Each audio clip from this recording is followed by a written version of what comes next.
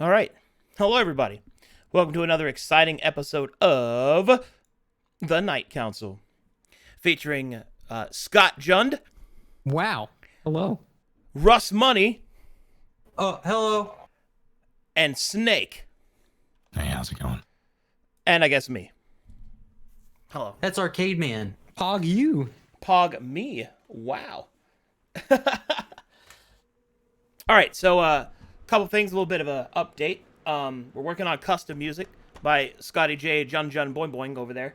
He's going to be hooking us Pog up. me. Pog him. So we're going to have that next time. I'm going to be working on some artists to get like some custom animations made so that I don't know how they're going to do it, but I'm going to really try and figure this out where, because I know you can program it to do this, where when one of us is talking, our character, like on the screen, will talk instead of just like these Discord icons. Technology. Which, if we can figure out how to do that, I It's think that's possible. gonna be sick. So that's something I'm gonna have to do. I'm gonna have to work with some animators and stuff. Also, quick side announcement. I've been trying to figure out how to make it to where people can support the Night Council specifically. And I was thinking about doing a separate Patreon, but then I figured that would just be like crossing, like making people go to like so this is what I'm going to do instead.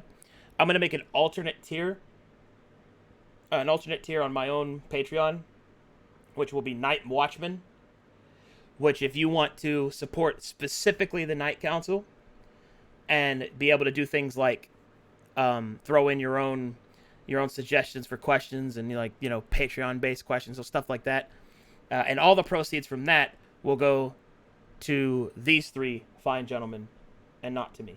So that's kind of the whole thing there. We're splitting everything up. Become a night owl. Yeah. Wait, hang on. Yeah? That should also go to you in part. Well, It should. All right. 1/4. Fine. The point is that specific section of the Patreon will be for all four of us. So, Bam. Yeah, just to make sure that everybody gets represented properly, and all that good stuff. So that's a way to support the Night Council specifically, because there's four of us involved in this instead of just me. All right, that's a little business to the side. We'll worry about the rest of that later. I'm gonna be working on that. Let's get to the good stuff. I believe Scott started us off last time. Mm-hmm. So now we'll go round robin, and I guess I'll go first. If everybody's okay with that. Let's do it. Oh, baby, I'm ready. Okay. Now, this is going to be a controversial issue. I know. And I've already talked about it a little bit on chat, or a little bit on stream already. But here we go. I want to talk about the the mid-roll ads, advertisement in general that Twitch is like trying to use, the morality, the legality, and the naivety of it. So I want to do like whole round robin, hit all that shit. So I'm going to talk about where I'm gonna come off. So first of all, there are people in chat that seem to have the illusion that they were removed. No, it was a test. That's what it was. So to me, pretty straight up here, here's how things are going down. Do I think it is right, quotations, for them to do that? Well, let's unbox that. I'll start with literally my outlook on this. Number one, they are legally fine, and I believe they are morally fine to do that. That is completely in their prerogative, because anybody that has a problem with mid-roll ads needs to understand that, first of all, subs don't have to see them. So if you're already supporting the channel, you don't have to see them. But that mid-roll ad is there for streamers that don't have a lot of subs, or that cannot have subs, but are still using the platform for free, that are still using the server space for free, that are still doing all these things. Now, I don't have the numbers in front of me to see whether or not Twitch needs to do that in terms of that, but honestly, it doesn't really matter, because they're a company and they're trying to continuously expand and grow and do all those things. Now, you could say that's greed. I would say that's ambition. And the line between ambition and greed is a very thin one and difficult to really detect, because honestly, I've seen plenty of streamers that you might consider to be greedy because they took sponsorships. But at the same time, if I were to take a dice-based sponsorship, would anyone say that I'm greedy? No, they'd probably say that's on brand. See what I mean? This is kind of like, oh, thanks for the raid, Lele. this is what I'm getting at, is that there are so many people that have these kind of like strangely cherry-picked opinions about this, that I think it's something that should be talked about, and we should get to the core problem of it, that, you know, not that I think other people might have, but more importantly, where the Twitch culture is going to go. I personally think this, and this is the conclusive part, I personally think that ultimately these mid-roll things aren't going to matter. Because here's what's going to happen. They're going to release them, people will be mad for a month, and then they'll all forget about it. And it won't even be a problem anymore. Like, and if anything, it will entice people to sub. So. It'll just I become disagree. integrated. And furthermore, running pre-roll ads, as you know, we already have pre-roll ads. So to further on to my point, so we're already dealing with that. Like, that is a thing that already exists. Pre-roll ads, I would argue, are worse than mid-roll ads because it blocks people from even getting into your stream in the first place. And now, there are definitely, I will admit, better execution that could be done in order to allow this advertisement to be more easily implemented by the streamer, and like maybe a deal could be made in terms of that. But I think ultimately the mid-roll ads are something that's going to happen. And to be pretty honest, the fact of the matter is that we are using a free platform that doesn't cost us anything to use. We basically get to have free access to this platform without having to pay guild dues. That shit is ridiculous, and people need to understand that. So them asking to be able to run ads in the middle of our streams if we don't run ads ourselves is a very small price to pay for what we're getting. But anyway, end of my point. You said you disagreed. Let's hear it, Scott Jund. Well, first off, let's go over. I mean, anyone that's a streamer, you know that ad revenue is by far the smallest portion of your revenue. That's the case for pretty much everybody, right? I actually don't think that's true. Because who is getting more than their subs and ad revenue? Well, because people that actually run ads. Like, because I've talked to a couple of streamers that actually run ads on the regular. Like I'll give you an example. Like, I think Kefri, which it's been a while since I talked to him, but we talked at TwitchCon about, like, ads and stuff because he runs ads regularly, right? He runs them regularly, and he doesn't have... I don't recall how many subs he has now, but he's like a 1,000, 1,500 viewer streamer, and he probably has, like, I'd say, 2,000 subs, maybe? And he does ads on the regular, so it's quite a bit more. And like, I went and actually looked at my ads, because I was like, I wonder how much, because I never run ads, right? Ever. So this is purely pre-roll ads. It made up 10% of my income. And I was like, right. What? That's crazy. So go ahead. So, all right, let's boil it down to even more. I know they're a business, and it's naive to say they don't, because the answer to this question is kind of always yes to some extent. But do you think Twitch is hurting for money? Do they need more money to sustain themselves? Define hurting. Are they struggling to maintain the status quo, the equal? Or are they just looking to just get more and more? Well, my answer to that is that why does it have to be the case for this to be okay? I'm not like, proposing a question. I'm genuinely asking. Do I think that? No, I don't think they're hurting for money. Okay. I don't think they're on the decline, if that's what you're asking, no. Okay. So the fact of the matter is, I understand that it's a business. They are looking for more ways to make money. I just think, and unfortunately I have not given, I don't have a solution, but there have to be more, less disruptive ways to do it that people will actually be okay with. Yes, subbing to the channel obviously is nice because that just removes entirely, and it also helps the streamer a lot more too. But there are too many scenarios. Like you said, people are going to forget about this, and I disagree. What if, 2 months from now, you're giving a 7 speech to a new group, and the mid-roll pops up? People are not going to forget that. It's going to ruin everything in that whole experience. Right, but that's why I run pre-reds, because I know that's coming. Do you know how, so you run them during the game? Don't you have to do it more often than that? You can't just do it at the beginning. If you run a long one, you get a longer amount of time before it interrupts. How much time?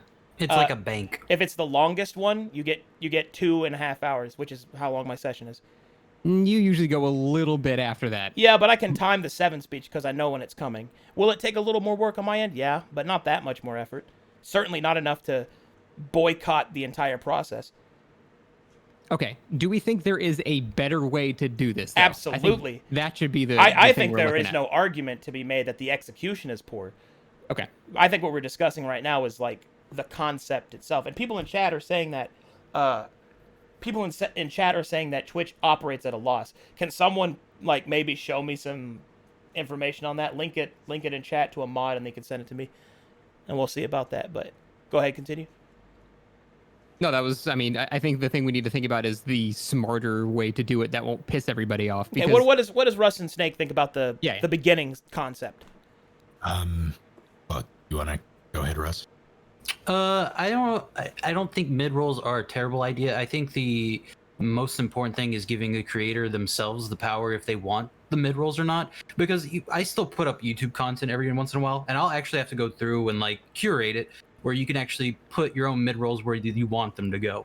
So if they gave creators more control on, like, say, a mid roll would play for a non-sub every 30 minutes or so, I feel like that's it. That should be absolutely acceptable. well, can't you already do that by just pressing the add button? Yeah, exactly. Well, you can already do that though. But I mean, these are automated mid rolls, right? Yeah. Yeah. The, Well, the the content idea- creator doesn't have an. They're automated, but you get protection from them, quotations, by just rolling, just running your ads. Right. You have that bank of time that you get if you Yeah. do the pre-ads itself. Yeah. See, but like Which- you. Oh, sorry. Go ahead, Russ. Oh, it's just, I don't know. For me personally, as a streamer, I don't run any ads whatsoever. So I guess it's more production work for me that I would have to worry about as someone who's streaming. That's what I'm saying. Like Arcadum, I'm surprised you are not more concerned about that because you're running, fucking 12 map tools at once. You're doing so many things when you're hosting a game. You really think you're gonna remember every time to get that ad exactly where it needs to be, so a speech or something, an important moment's not ruined? I think, well, remember, we're not talking about specifically on whether or not I would be okay with it completely. I'm thinking about it in a more generalized sense. But if you're asking me, I kind of already have to do that because I have to look. The amount of prep and playing that I put into it is massive because I have to predict player decision making. I have to predict the pacing the players will cause. But to be honest, can I do it? Yeah, I can do it. But I mean, just because I can do it, I think is not really a fair comparison either, because there are other people that will forget. Your point still stands, even though I could do it. And if I do make the mistake and the mid roll ad pops in the middle of a 7 speech, yeah, that's gonna piss people the fuck off, and that's gonna suck. So your point stands. It's just, do I think I could do it? Yeah, I think I could. Snake, what do you think about the initial point before we move on to the second part? Couple of things. The first thing that jumped out at me, you mentioned that ad revenue accounts for 10% of your income. That's, correct me if I'm wrong, but that's due to your size, is it not? Like, not everybody averages the same amount of viewership. Yeah, Arcadum gets a fuck ton of views. Well, let's actually unbox that a little bit. That I am big enough that is substantial, but remember, we're talking averages, because I also have a 4-to-1 sub ratio per viewer, which is also ridiculous. Like, this is why like the comparison, like that, and it's 10% of that income. So that means that if I didn't have as many subs, it would be substantially more. That's kind of my point, though. Like, the viewership, ad revenue is based entirely on viewership. How many people are there to watch the ads? Yeah. So yeah, go ahead. The majority of streamers don't have that viewership, and it affects everyone across the platform. By that same token, though, Snake, they also don't have as many subs either to represent that. Like, what's their sub ratio going to be? So if you calculate it right, like, see, here's the difference, I think, to me, right? An ad is a guarantee because it's a pre-roll ad. It's gonna happen, right? A sub is not. People will not. There are plenty of people that don't sub. More so, in fact, don't sub than do sub. So if you calculate it down to the people that are like 200, 300, 400, somewhere in there, the ad revenue may be a substantial part of what they make in terms of the total amount that they make, unless they have sponsorships, because they may not have nearly as many subs. Like, I know plenty of people that don't have as many subs as they do average viewers, right? The thing with that, though, it might make it, like, it might make up a decent chunk of their total revenue, but that still doesn't amount to much all told. And you have to ask yourself, or rather, I guess each individual creator has to ask themselves, is it worth having their content interrupted? Yeah, that's kind of what I was getting at too. Is the effect of pissing that many people off worth the relatively smaller amount they get from? I mean, my argument though is against the this concept that they'll be so mad. Like, for something that I'm doing, yeah, sure. They're going to be mad, right? Because it's an event, it's role play, it's very high. But somebody who's, like, playing Fortnite, oh, no, they missed a kill. You know what I mean? Yeah, no, I get that. Like they're for most streams, yeah, I for agree. It's not for gonna the be that majority bad. of streams, I feel like the mid-roll interruption isn't going to be a huge hit to content loss.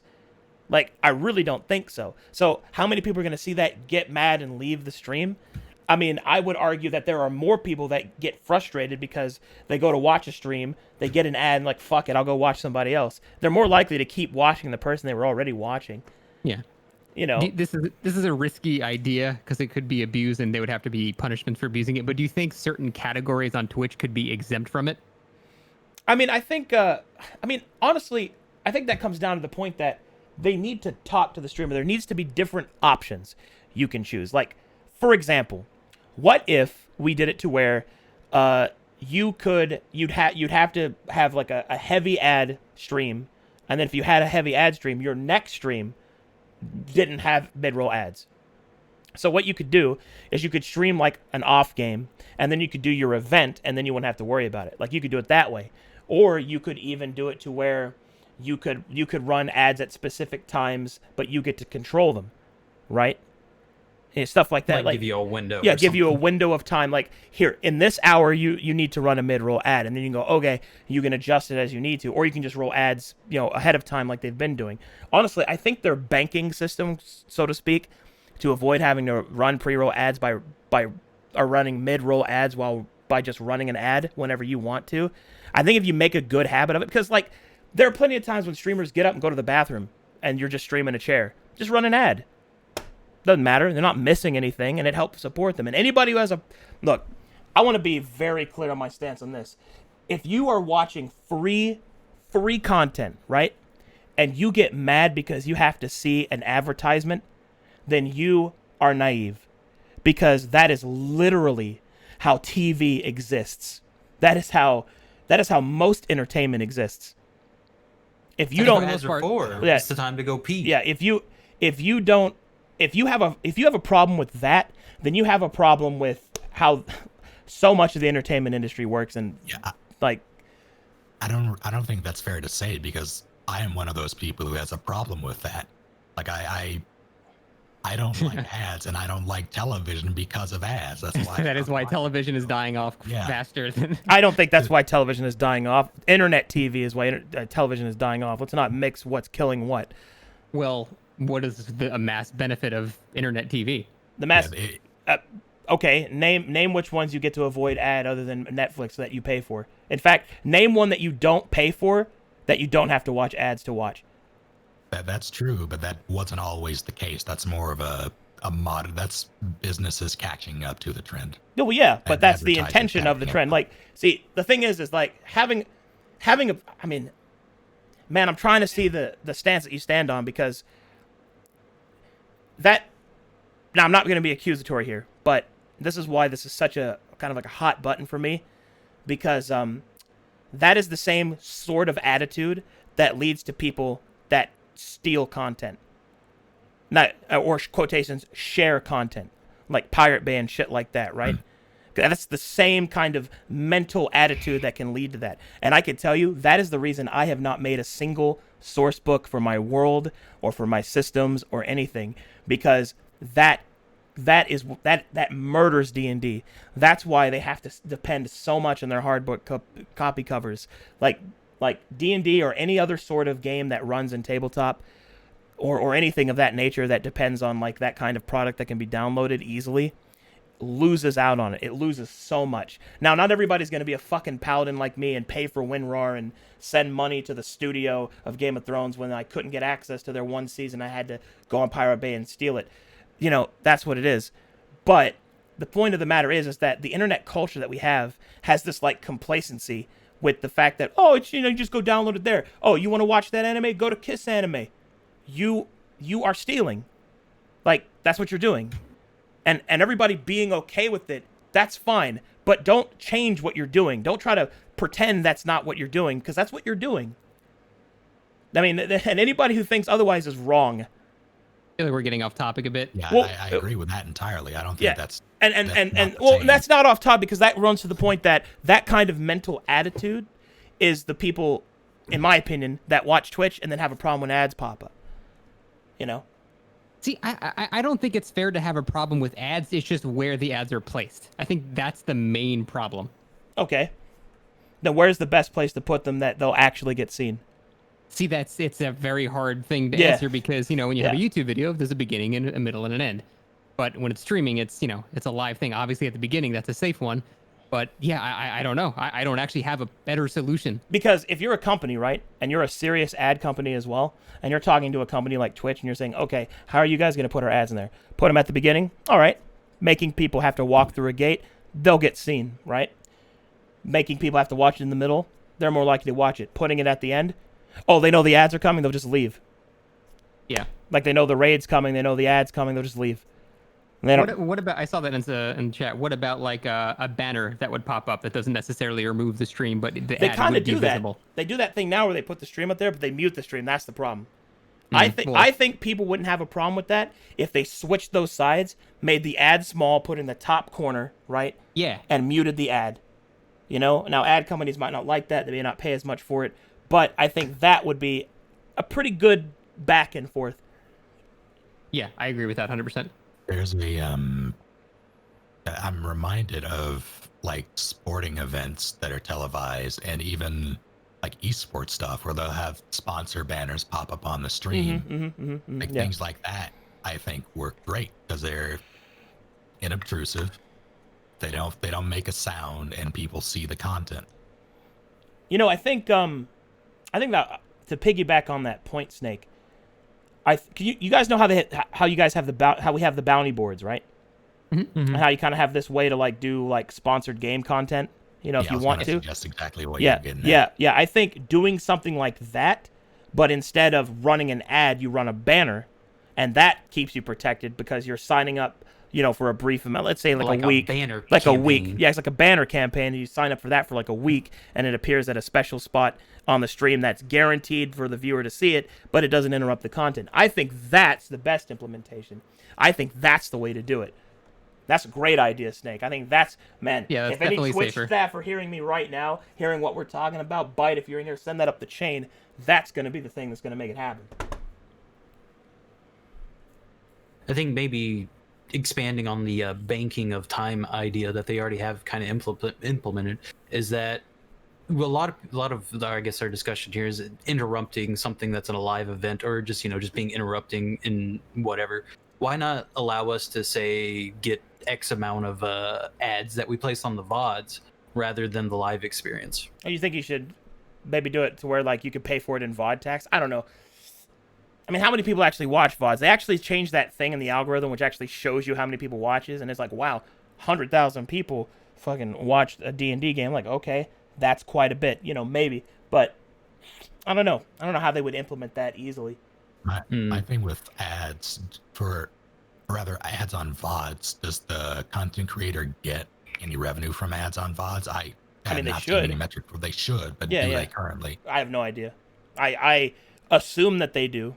I imagine they would. It would be.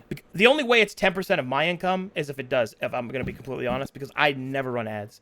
So it's like, and with my huge sub ratio, there's a lot of people not seeing them through the live part for the pre-roll, right? So that's got to be VODs. Gotcha. That's the only place I can think of that it'd come from.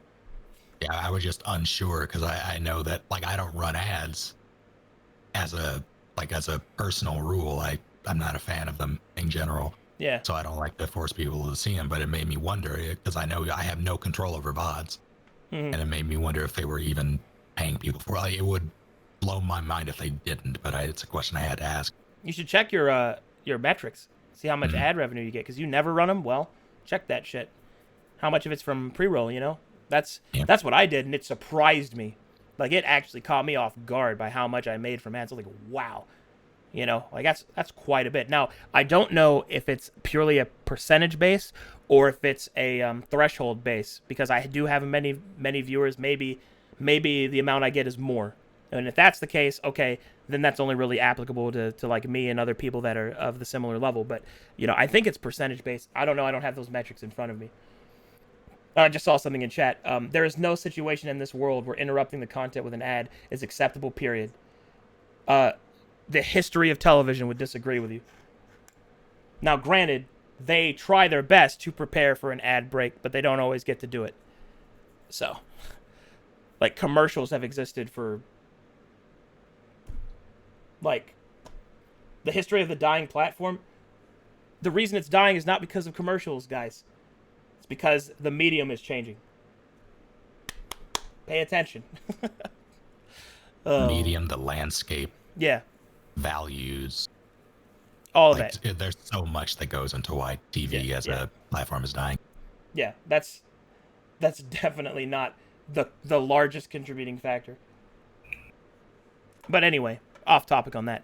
More to the point of, how do we feel as streamers, right? Do we feel like... So we talked a little bit about concept. We talked a little bit about, I guess, a little bit of the morality of it. I want to talk about... Let's talk about hard case reality, right? Is this going to be something that we're going to have to deal with, period? I think you've already mentioned it. I think people are just going to adapt. I don't think it's really going to kill anything. People are just going to... No, of course it's not going to kill anything. Twitch is still the king. I mean, it's just like YouTube. We're just going to get used to it. Like, I don't think it's a huge deal.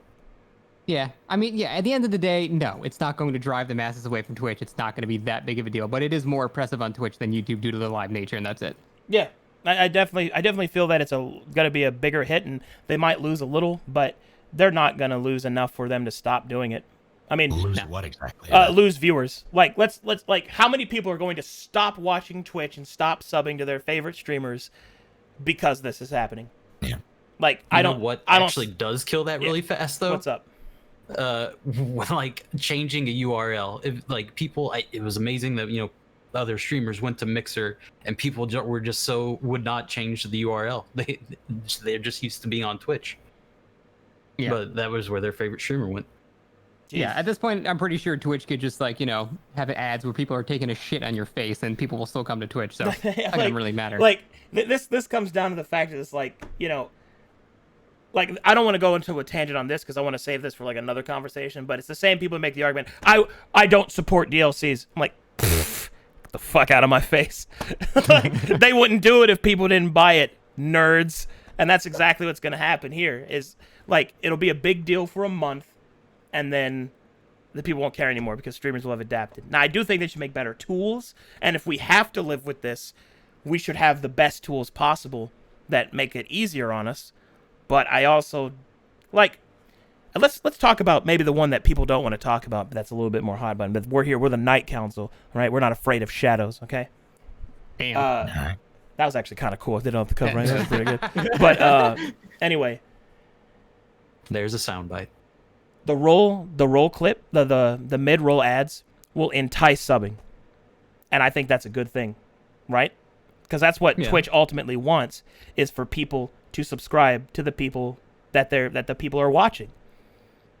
There's an interesting side effect of that, though, because, a lot of people just don't have very much spare money, so they're going to probably focus all of that on their favorite streamer and then basically watch them significantly more because they don't have to deal with ads anymore with that streamer. Alternatively, this will be is Twitch Turbo even a thing anymore? Yeah, Twitch Turbo, I believe, is it? no ads at all, if I recall. Yeah. I know there's like the Prime thing. Is that part of? I remember them merging, right?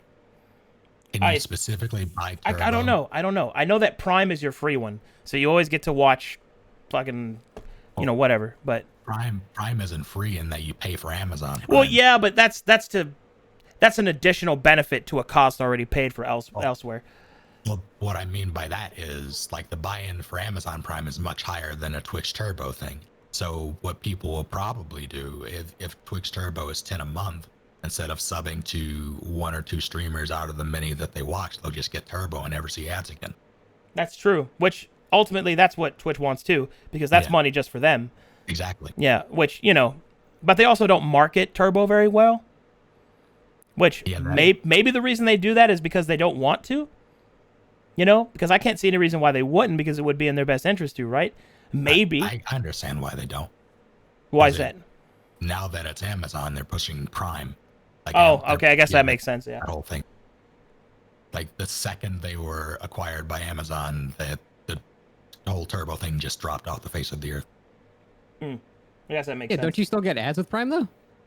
Yeah, you aren't supposed to, or rather, initially you didn't. I guess they changed it. Yeah. I don't know, man. It's like, I know that people are like, I can't believe Arcadum is a capitalist. Like, understand, my viewpoint isn't that. Do I think they should do this? No, not unless they absolutely have to. But I'm also a realist, and as somebody who's a game designer who built his career from nothing, it's hard, man. Trying to find a way to make money off of something that you're doing without sacrificing integrity. It's hard. And, and as somebody who has definitely leaned way, way further than I probably had to in the safety direction of being, having integrity and all that and not greedy, I nearly killed myself. Like, I ran 11 games a week for a pittance because I was afraid to price myself up. So remember that there's two sides to that coin. And I'm not saying that Twitch is like me, they're vulnerable and all that, but we also don't know what their revenue stream is. We don't have those numbers. A lot of stuff now. We don't know that. They could be in dire straits.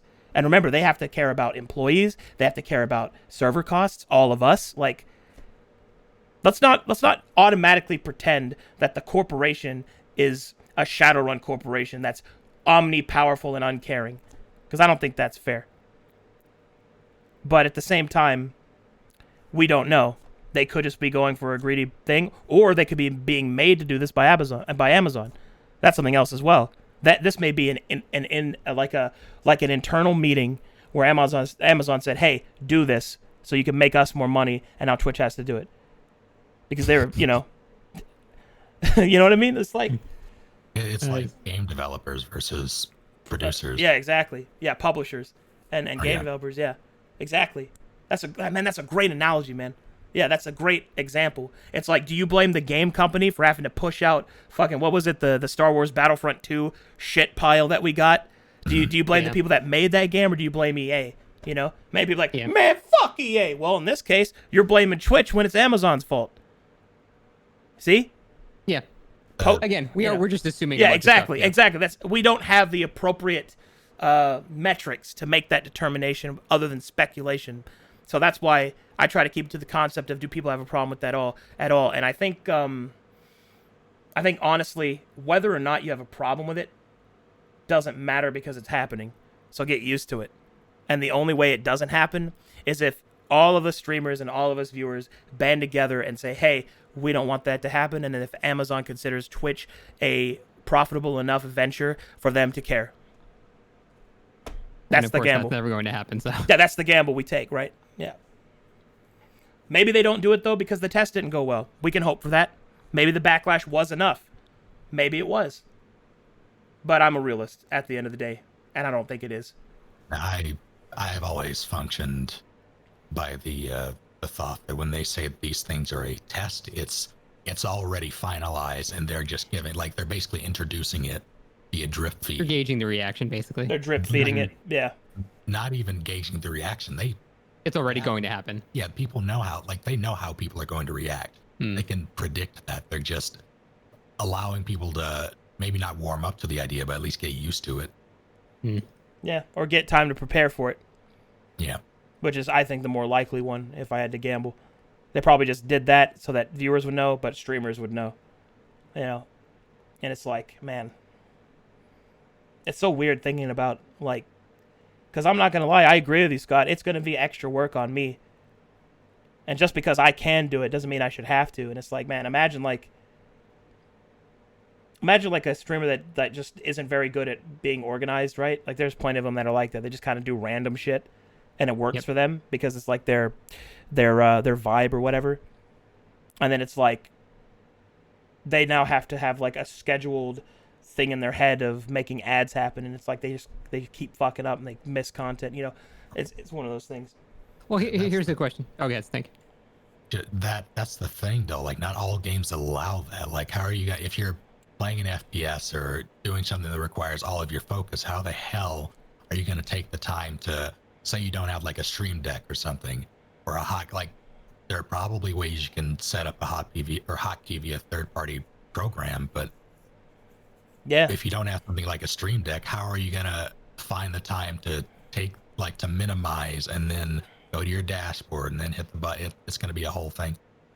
I think what you're gonna have to do is just use the big ad, which that's what I think Kefri does, and I use him as an example because he's really the only one I've talked to about ads, and he's somebody who runs a lot of ads, or I want to say like a lot, but like enough that I think it's a common thing, enough that I would consider that he is like purposefully trying to create revenue by doing it, like it's a conscious thing that he's doing, and it's become like a routine. And I also, here's another thing too, right?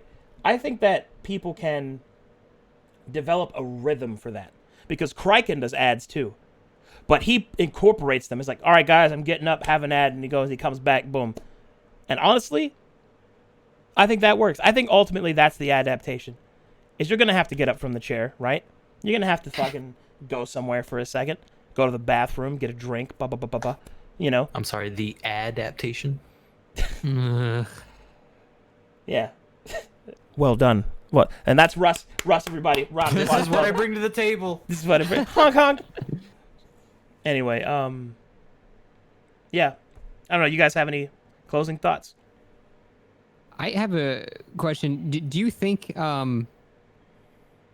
there's any shred of them that is trying to actually do this for the benefit of the streamer, or it's just a purely selfish thing they want more money? I do think it is for the benefit of some streamers, yes. Because remember that thing that, where the night counts, we're not afraid of shadows? I think that if they enforce this, it's going to make people have a higher incentive to sub. Now, it's not going to be a positive one, but it is an incentive. I don't think that it's specifically engineered to benefit those streamers. I just think the relationship is symbiotic. Yeah. Well, okay. Well, he asked me if I think it's going to help them. I do think it is. I don't think it was engineered either, but, I think it will help them. Especially the smaller ones.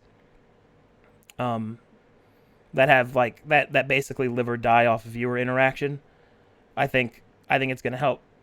Like, man, I really feel like the people that are going to feel this the most are the people that are at 200, 400, like that area of like, there's enough people here that like there's a conversation happening and the streamer is participating, but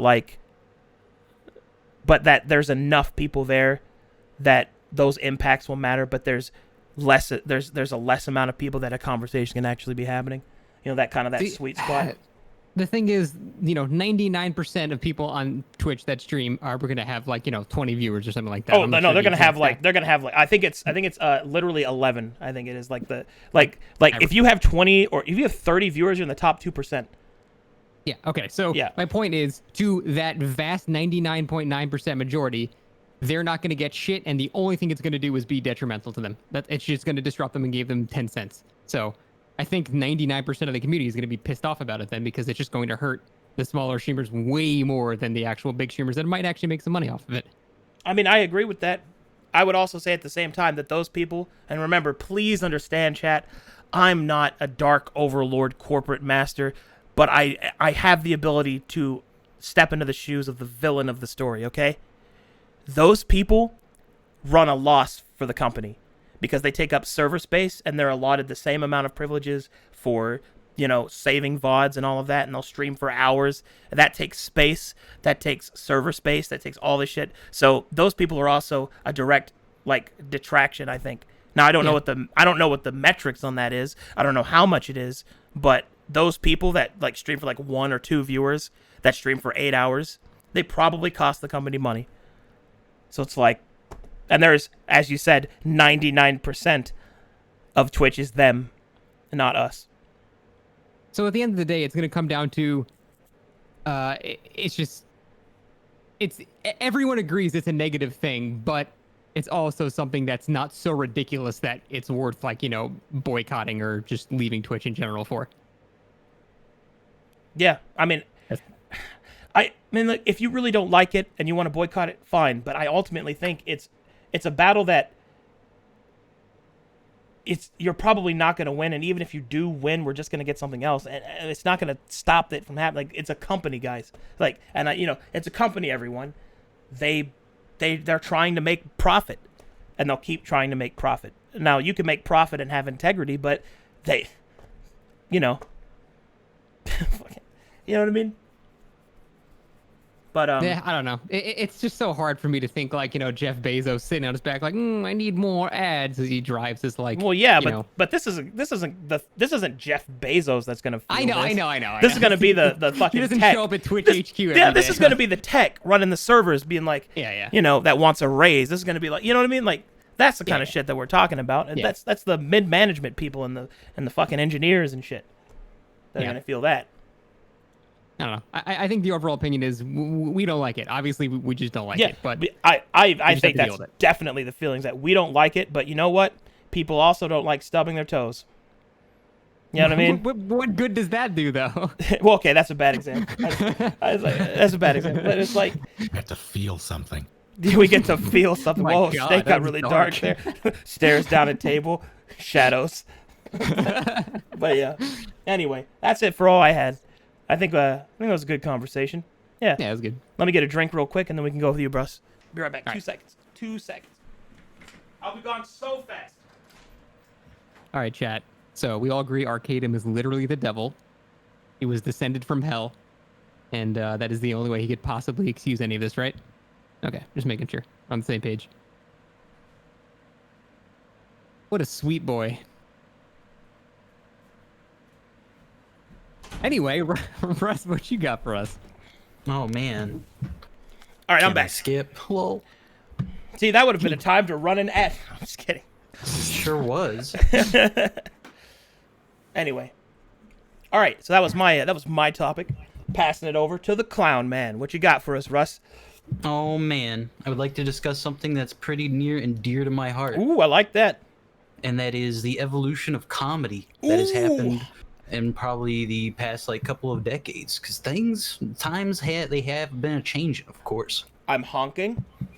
and it feels like there's a definite like moment. I wouldn't want to say stigma, but like an atmosphere that we definitely have as content creators that we can like turn to or even use than say people had back in the day, or it's just different topics and different things. And I wonder if that's more have people maybe become more sensitive to jokes, or maybe have we just matured and like what's changed to be like unacceptable. And I had this thought because I ended up watching Bill and Ted's new movie, right? But before that, on YouTube, they actually have the old two movies that you can watch. But hey, they got ads, and it's just there's a definite change of like tone and like jokes that are used. And I guess since we don't hide from them shadows, there's a point where Bill and Ted in the first movie hug, and then they back away from each other and they use an expletive. Oh, yeah. Of course, this was back in the 80s. This is like times have just changed. Times have, absolutely massively changed to where what is considered socially acceptable has, it's completely different now. Like, have you ever watched, like, Seinfeld? Like, nowadays? Oh, dude, I got an example for you. Have you watched Blazing Saddles? Oh, Dude. I love that movie, dude. Yeah, there's no fucking way that movie would be made again. Like, Mel Brooks movies are my fave. You know. Oh. Yeah, a lot of those Gene Wilder movies But- back then. But to hark back to your point, I definitely see the topic you're bringing up. But let me ask you this, Russ: do you consider yourself a comedian as your job? I can't say comedian, but entertainer for sure. Right. Like, I'm a clown. Then but what's- is a clown a comedian? Then what's the definition of a comedian then? In this case, Someone who I guess professionally tries to make people laugh. right? But I would say that Right. Russ is that. Yeah. You see what I mean? Like, I mean, like yeah. where's the line in the sand that you draw? Is it stand up? Is it situational See, comedy? I do feel like stand-up is like, if you're doing stand-up, like you are a comedian. Like that's the definition of like nowadays. I don't know. I feel like on Twitch at least. What I'm about just, clowning? Like literally clowning, like as a profession? That would be considered comedy, right? It could be, yeah. Or It's Tragedy. But Depends you on the wouldn't call a clown a situation. comedian. I wouldn't. Yeah. I wouldn't. He's a buffoon. Well, like Russ, you do more than just try to make people, like you described yourself as an entertainer. I think clowns are the exact same. Like Yeah. there- I'd agree with that. Yeah, There's I agree more with that to too. it than just So make what is the people laugh. comedian line then? Stand up is like the I only think thing I it's can stand think up too. I feel like that's such a boomer like explanation, but I think that is still true today. I If wouldn't. you want to be Yeah. known as a professional comedian, you have to be doing stand up and stuff. I wouldn't even say that. Like there are still circumstances, situations where you can still be a comedian and not be like on a stage alone. Like people on talk shows are considered comedians. Oh yeah, They like don't Jimmy Fallon necessarily and stuff like in- that. Yeah. Mm. Oh well, After maybe calling it's Jimmy maybe, Fallon a comedian. okay. Maybe it's just the subtype of entertainer then. Hmm. Not I an can not an go with arc that. not an archetype. It's a subtype. It's a subtype of the class entertainer. So Sorry, it's like I'm D&D. So no, at second it's level, fine. they get all right. So like as a streamer, usually I'm using the game as like a part of the medium to make most of my jokes. So I guess that makes me like a prop comedian at that point. Yeah, like when you honk your I am horn. the carrot top of Twitch. Yeah, and I think that's a fine thing to be. Honestly, I think Carrot Top is funny. You know, so He's got some good ones. yeah. So, but anyway, to the meat of the potatoes of your point, and that is the changing landscape of comedy. And man, is that an enormous topic to tackle. Yep. God. So I think, man, how to even start? Well, I guess the best way to unbox that behemoth is to first classify what makes people upset, and by that being upset drives them to action, right? Because that, to me, that's the defining factor of that is what's going to change landscape. It's people that get so upset that they do something about it. So like, and some of the best like stand-up comedians or comedies in general were done like have you ever seen any of like Eddie Murphy's like Yeah. original stand-up? Like, Oh, yeah. it's Yeah, raunchy. great. It's raunchy. You know, it's sexual. It has, you know, like all kinds of the crassier jokes and like the jokes that go in like sexism and, you know, racism and like, you know, all kinds of stuff like that. But he's funny. And see, and this I think is where it leads to me. Now, I don't consider myself a comedian at all. I would consider you to be more expertise in that than me, Russ. But this is the way that I would kind of look at it, right? I think that being a comedian, telling a joke is a gamble. Yeah. Because there is no guarantee that person will laugh from what you say. So the skill from the comedian themselves is to take that joke and to augment that gamble to be more in their favor than not. And the best comedians can take the highest gambles, like a racist joke or something, and make it work for them. Like Bill Burr, for example, is this like God, I love Bill Burr. pasty Bostonian white guy, right? And he makes all kinds of jokes like about race and about just like sexist jokes and stuff like that. That if they didn't make you laugh would be considered awful to say, right? But that's kind of that's the gamble you take with comedy. And I also think that's why self-deprecation comedians is like the lowest, like I don't mean like lowest form of comedy, like it's not funny, but like the lowest risk. And I think that's why recently we've just been seeing so much of that in the landscape, because it's the safest form of comedy, I think, at least. I still think it's somewhat formulaic. Like there's some guidelines, at least in comedy, I think that obviously should go that you should follow. Like they always tell you to never punch down, always punch up and stuff like that. And Yeah. Or like trying to think. Like here's another one. Here's a more recent guy, right? Who's like more in our age category. What about Bo Burnham? Like that guy sings about killing yourself and like you know, relationship. He hits all kinds of shit. He's a dark comedian, right? And he's a musical comedian too. But he's funny and he's popular, and I don't think he's been like canceled anywhere, right? So Nope. So it's like that to me that's what makes comedy so hard. You know, like truly so hard is that basically there was a radio show I was listening to once. I don't remember what it was, but this guy said that comedians are modern day philosophers. Like what they do is they take what's happening in the world and they have the discussion. They have the discussion that nobody wants to have, right? But they're able to have it in a way that's entertaining, and because it's entertaining, it sticks with you.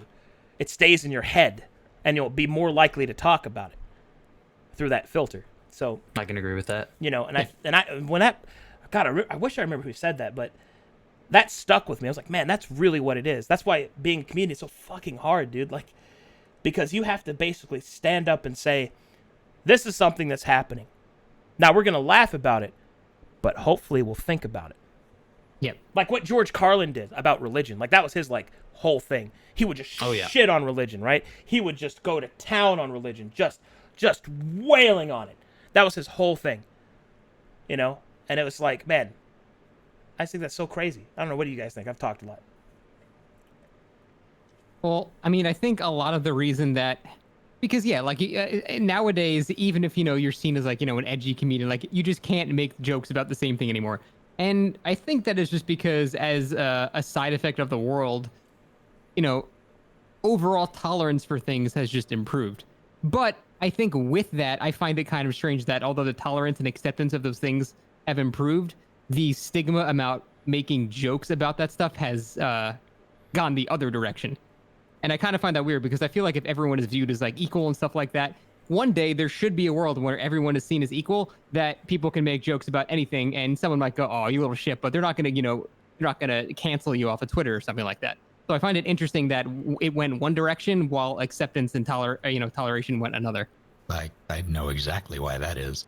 What's that? Because things aren't equal. Like things are only just like.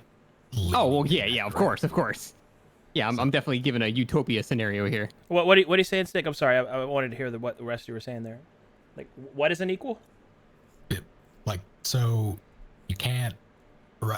It's absolutely not acceptable to make certain jokes about race or sex or religion or thing. Well, religion's less of a touchy subject. Yeah, it's definitely lessened. Definitely, yeah. But you can't do that anymore because people who were the targets of those jokes they now have the ability to go, hey, I don't like that. Whereas before, like that connection really wasn't there. And while things are leaning in a more positive direction generally, I think with acceptance and tolerance, we're not there yet. Like we're nowhere near, and people have a problem with those things because we're not there yet. So what you're saying is that this recent, let's say, quotation explosion of not tolerating those jokes has always existed, but the medium didn't exist in order to make that apparent. Correct. Man, I think I'm not saying I disagree with that or anything. It's just like that right there, I think has a darker connotation, because I guess in the way that I look at it, because I'm not a POC or anything like that. So I'm the last person anybody wants to fucking hear about from this, but I do think that my profession as a dungeon master, because I've dedicated myself to helping people be anything that they wanted to be, and I've had all kinds of people on my table. From what I've gained from like my more worldly knowledge on that, is that even though you consider all these different things, like people don't think about it in terms of like if I make a joke about something, I don't think about the person it could hurt unless that person is there to a certain extent, right? Now there are some cases though where you say, okay, I won't make that joke ever because it's wrong for me to be okay with making that joke when they're not there versus not doing it when they are there, you know, which is why I don't make jokes about race, like ever, unless they're fantasy races. But at the same time, is that propensity against that, do you think that is the acceptable norm, or should we advance as a society where that isn't an issue at all? I mean, I think the end goal for society is for everyone to be viewed. I mean, because like, here's the thing. It's an interesting thing that, you know, I forget who said it, but somebody said that, like, you know, you can't make jokes about that because someone might go, I don't like that joke. But I think, you know, obviously serious issues aside, there's always going to be that. And comedy, to an extent, has sort of disregarded that in hopes of viewing a bigger picture and making people laugh. I think that's true. Like, it's a knife that cuts through to the heart of an issue. Yeah. Like if a PLC community goes up and talks about the current state, if they do it through comedy, people are more likely to listen. And I think there's plenty of precedent for that. But I don't want to take away from what Snake has said, because I think he's right, you know, which is a darker thing to really come to realization. But I think it is certainly something to consider. That the reason it isn't that only recently has it suddenly not been okay to do that, but it's always not been okay to do that. But that was just that the medium has caught up with the opinion, or I should say, with the outlook. You know, am I correct in that, Snake? Just to make sure I'm not misrepresenting you there. I'd say that's accurate. All right. Russ? I think intention also comes, should come along with it as well, of course. Things like, imagine, like, no one cares what South Park is, when they do a bit or something or parody. Why does South Park get a pass? Because of the intention. I don't think they're out there actually meaning to hurt anyone. They just actually want to make people laugh. See, that's a very interesting topic that you could argue over for a long time because, like, I'm sure, like, you and I, Russ, I'm sure, like, most people here, and, in high school, like, we would say words that are very not okay to say now, but we had no bad intention at all. But people would still judge it just as if we did. So I don't know if that's as relevant. Yeah, I get what you're saying. I think you can make a joke that deals with like prejudiced issues without being prejudiced. I think that's fair to say that. I don't know. I don't know if I agree with that because there's a culture today that is extremely, even sometimes over. I don't want to say oversensitive. They overanalyze what you're saying and don't let you brush it away as a joke when very clearly you were just trying to make a joke. So, what is, and this is specifically to comedy, is that something we should be okay with then, in terms of like, is that the acceptable norm then, that people basically gamble to make a joke, right? And this isn't even we could make a joke about non big issues, right? Let's say I make a joke about Lord of the Rings, right? And somebody fucking can't believe that I would disgrace the name of Tolkien with my shitty joke, and they try to get me canceled on Twitter, right? Yeah. Now, obvious. That's very different. Yeah. Well, my point is this: I don't think that at the core of it is though, because the whole the point that Russ is saying is that the landscape has changed in how jokes are punished, right? So right. if you make a joke about something that somebody disagrees with, and then they don't like it, they are more likely now, at least, to do something about it. And I'm specifically not talking about the bigger issues. Like I'm talking about the lower stakes issues, not ones tied to like civil rights and stuff, but like, right. but like to like the opinionation. Like I love EA, and everybody else who hates EA is stupid. It's like fuck you. You see what I mean? Like there's plenty of issues that are just that are heated to the level of cancellation or whatever you want to call it, without having to be civil rights issues. Where is that line, though? Because it's an interesting question because we talked about religion before and now how mostly religion is kind of okay to make fun of now. Yeah, and that's so crazy to me because what happened there? I feel like that's a read the world kind of moment. Exactly. Like that's the one I was going to lead to is like, man, there are people that have I think it's more culturally acceptable now to shit on the Christian religions than it is shit on Catholic churches. Yeah, and they have done it vehemently, right? Now, granted, most of the shit they're talking about is true and it's wrong, but that's not the point really, because back then it was the accepted thing that it wasn't wrong. So the only way it became wrong and like truth was revealed, so to speak, is because people talked about it and they made jokes about it. So, which I think that is a possible future, assuming the good ending of the world. The reason, because religion, it's no secret, has dropped out a lot, but it used to be, everybody on the planet believed in a god or a creator or something like that. There were very few people that did not believe in religion. So it was something that was a sensitive issue because it applied to basically everybody on the planet. So I'm thinking hopefully in the utopian future, it'll be the same issue with, current really nasty stuff where the jokes will be okay because it'll be, I don't know, like you see what I'm getting at, it'll be more like a accepted thing. I don't know. I do think that religion as a whole has become less prominent generally. I still think that it's large enough to that distinction to me it's not a very large distinction, if one that I would bother making at all. I think the difference now is that even people who are religious are distanced from traditional practices that say they're grandparents or even their parents and anyone in between grew up with. So the language used when talking about those things has changed.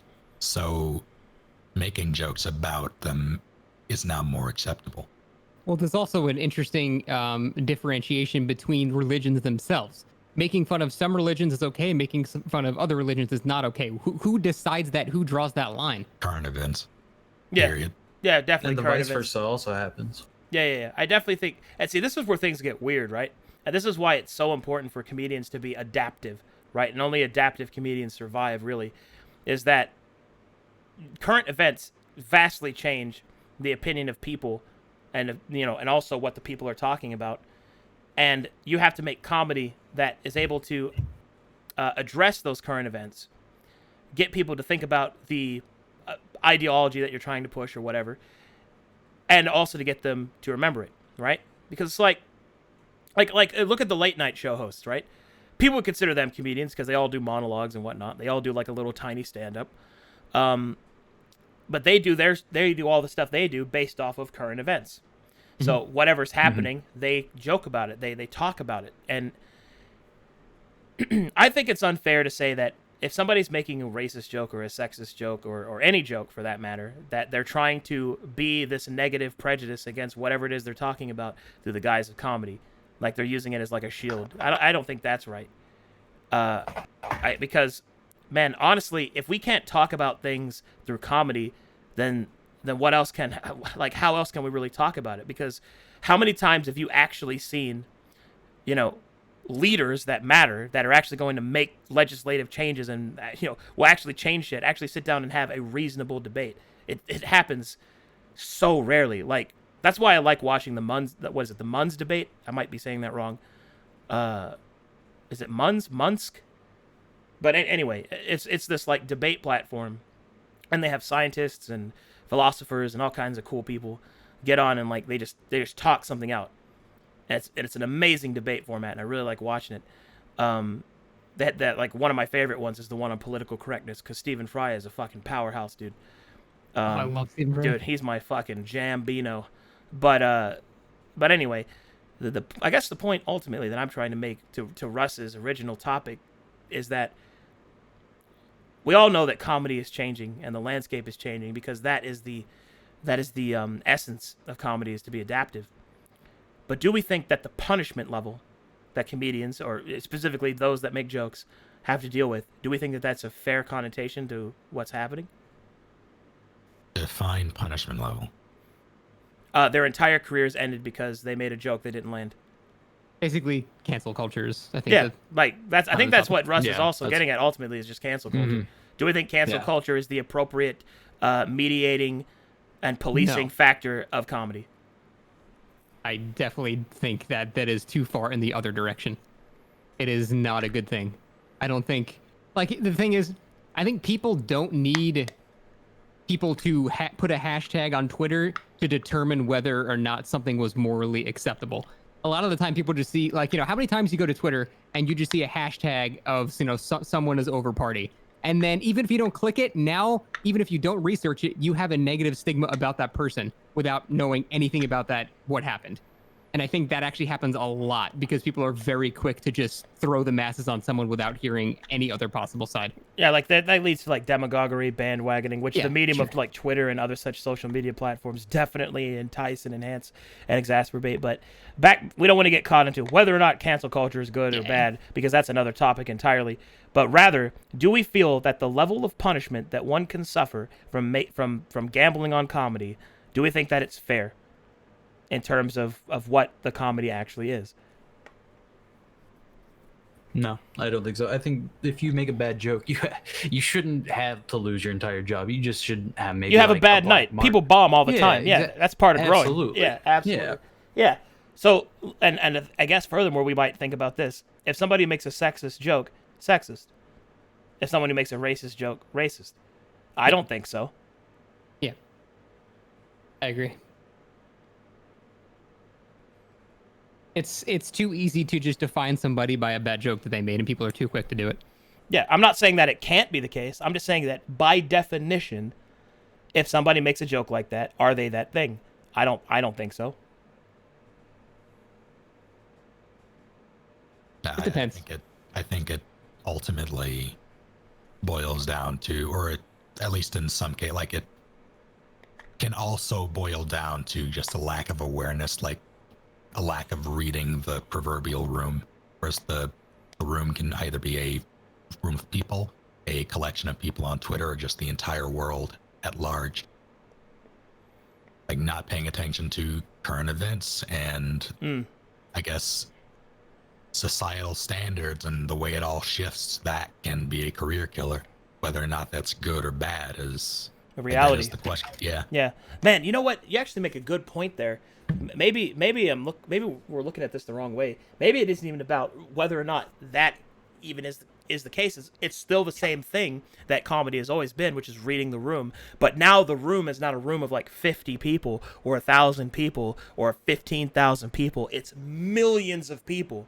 So the only way that you can really survive as a comedian is that you have to ride this thin needle through the haystack of current events and just bob and weave around it. You know, you have to fucking bob and weave around it. And I think that's probably the best one, because that's how like comedians and stuff that exist that are controversial comedians can still be powerhouses. Like they're famous, they're successful, and well liked. I mean, but they still like they talk about like hard stuff. I mean, that's the only way you could exist, right?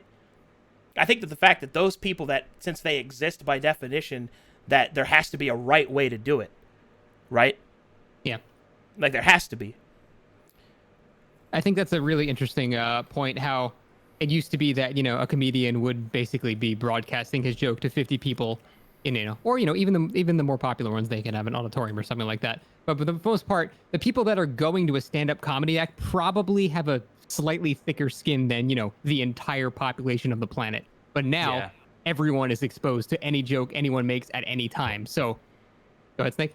I do think that it should be noted that you like comedians appeal to different kinds of people. Yes. Just period. Sure. So you would really, even if they have like a TV special, certain people will watch those specials. Certain people will intake that content, but because of the internet, everybody sees it. So it's not that people have a thicker skin towards certain jokes. It's that those jokes they're not the target, so they're funnier. Yeah, and that's fair. Man, I think a great example of this is Dave Chappelle. Like, yeah. I think Dave Chappelle is probably an example of a master comedian that talks about things that would be considered impolite in, you know, basic conversation, but he's able to do so in a way that is, man, how would I even describe this? Like, I'd say mature, maybe something like that. I don't know. I'm a fan of Dave Chappelle. There might be people in chat who don't like Dave Chappelle, but I love Dave Chappelle. I like Dave Chappelle. So all his stuff. But yeah. Wait, what? Did I say comedy? Did I say something? That was comedy right there. Did I say something wrong? No, in chat. It was just... Someone was like, 4 white guys talk about culture, and in chat I'm like, 4 white guys, I'm literally on the screen. Oh, really?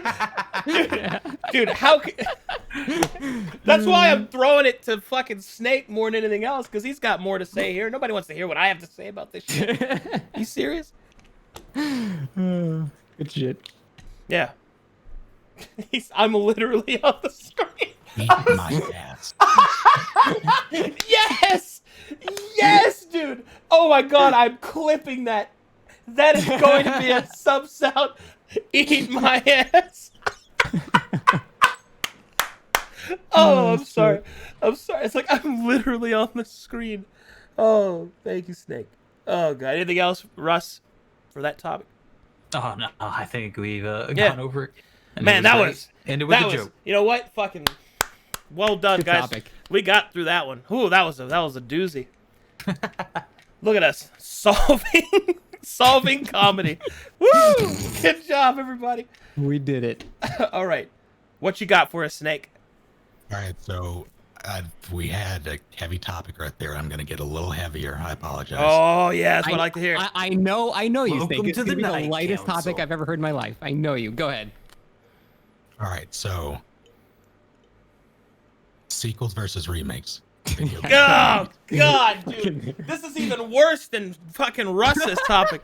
No. This is where we're gonna get heated, right? Oh my God. All right, Snake, get out your gloves. I'm coming for you. All right. I'm coming bopping. Okay, All right. sequels versus remakes. In both video games and movies. All right. Well, I'm gonna start with video games. You know, All right.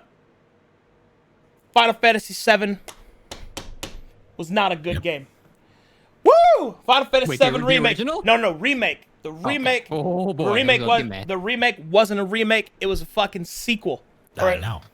And you know what? That shit drove me fucking crazy the entire loved time. it. Dude, I was oh, okay, let me tell you something, all right? Did I like the fact that I got to hear Aerith's theme? Of course I did. It was like some soft Norwegian lady was whispering in my ear the whole time. Did I fucking love the fact that Cloud looks like a badass soy boy and I'm both stuck between liking him and wanting to take his lunch money? Absolutely. Does he have the acting ability of a wet paper bag? Yes, but not because of the actor playing him. That's literally how he's written. I'm totally cool with that. Was Barrett the coolest fucking character ever and is still the coolest character ever, and the voice actor that played him nailed every line ever, period? Yes, obviously. But here's where my problems were. Fucking those wall textures, garbage. That fucking sky map image, garbage. Fair. The fucking combat mechanics and how kind of lazily slapdash some of them were together, fucking garbage. Whack. Oh, Wait. let's dive into that. Me, I'm tired of shit. Oh, dude, I'm on a fucking roll. I'm almost done. And then finally, those goddamn spirits, which I made a joke early that, guys, guys, these are the original fans trying to correct the timeline so that nothing changes. And I was right. That's literally what it was. What? And then, what do they hit me with? I get to the end, they're like, oh, by the way, Chuckle Fucks, this isn't an actual remake. It's a different game. And now we're going to go and play it's completely different. And you know what? You can eat my ass, Japan. Because that shit was so stupid. All right, thank you. So you just wanted reskin beautiful Final Fantasy VII from 1997. If it's a remake, yes. That's what you want. Yeah, but well... Go ahead. No, go ahead. Or a mine's remaster, a I different- guess. I guess a remaster. Okay. Yeah. Oh It boy. was marketed as a remake, and I can appreciate people's distaste for what they got, especially with how it's marketed. Personally, though, I am of the opinion that for video games that have, like, basically classics like FF7, ones that haven't been really continued in a game format, at least in a good one, in a very long time, I want to see those characters grow. I don't want a one-for-one recreation of a game I've already played.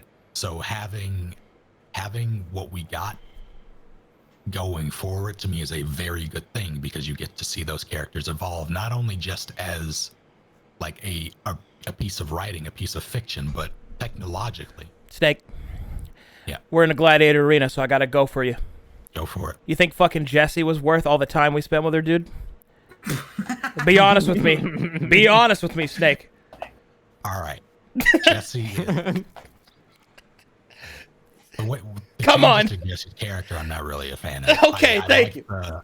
I did like the acting for the character. Yeah, I she did wasn't good. a fan of the writing. The best part about her was that we got to go to her house and we got to see a residential area in Midgard. I thought that was cool. We got to see like her dad's uniform and like how he went to work and stuff. I thought that was cool. But the fact is that I didn't need to spend 6 hours listening to Jessie go on and on and on about her stupid ass dreams about being an actress in Gold Saucer, because I don't care about Jessie.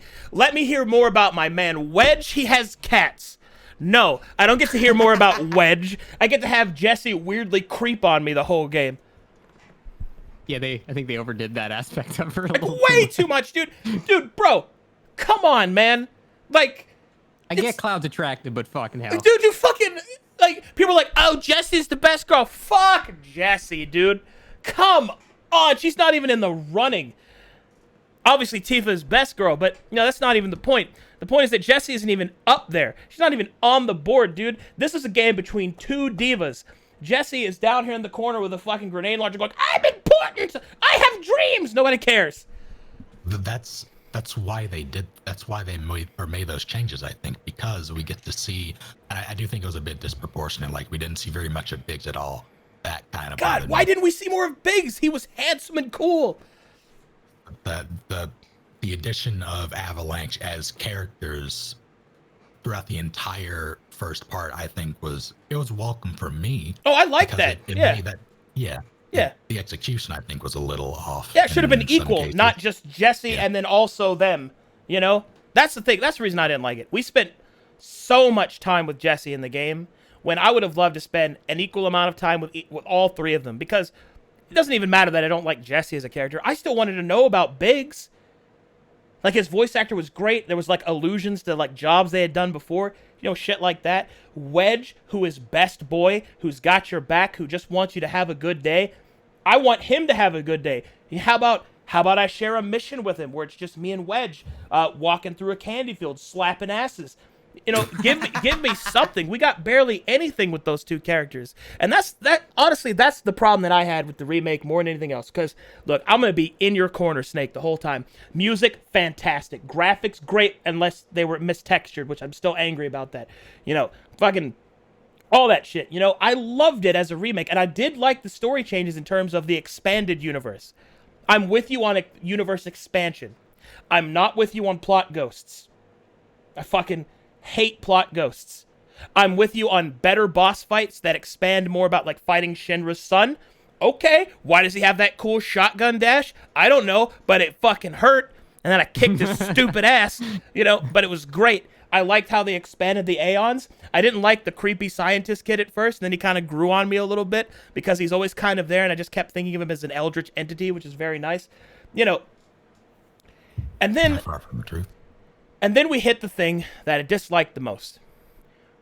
Sephiroth is cool because we see less of him. Oh yeah, Yeah, I think we're all going to agree. That's on this why point. Sephiroth So is cool. overused. Sephiroth, the villain, the monster is more terrifying the less you see of it. And the fact is, we got a little too much Sephiroth. A little bit too much. Bro, Like- he was in the first like hour. Yeah. I was like, dude, fucking save him for the end. Yeah, at least. yeah, dude. And then we had that big final fight on the edge of creation. Like, dude, this is too early. Give me this later, dude. Was it cool? Yes, I loved every moment of it. But the entire time I was like, dude, the movie's gonna end. You know, that's the only thing I could think of. Dude. The whole time, It makes you think, how are they gonna top it? these, ba ba ba ba ba ba. I'm like, oh, this is so cool. The movie's almost over, though, guys. You know what I mean? It's so early. It's just the episodic nature ruined that whole aspect of it because they're like, hey guys, you know, remember Sephiroth? He's the main dude. Look, he's on the cover. Sephiroth, look at him, guys. And because there was only one part of the game instead of, you know, the other parts where he's extremely important, Yeah. they just had to just shoehorn him in everywhere. They also threw Genova at us. Wait, like, what? What? Why is Genova's theme playing?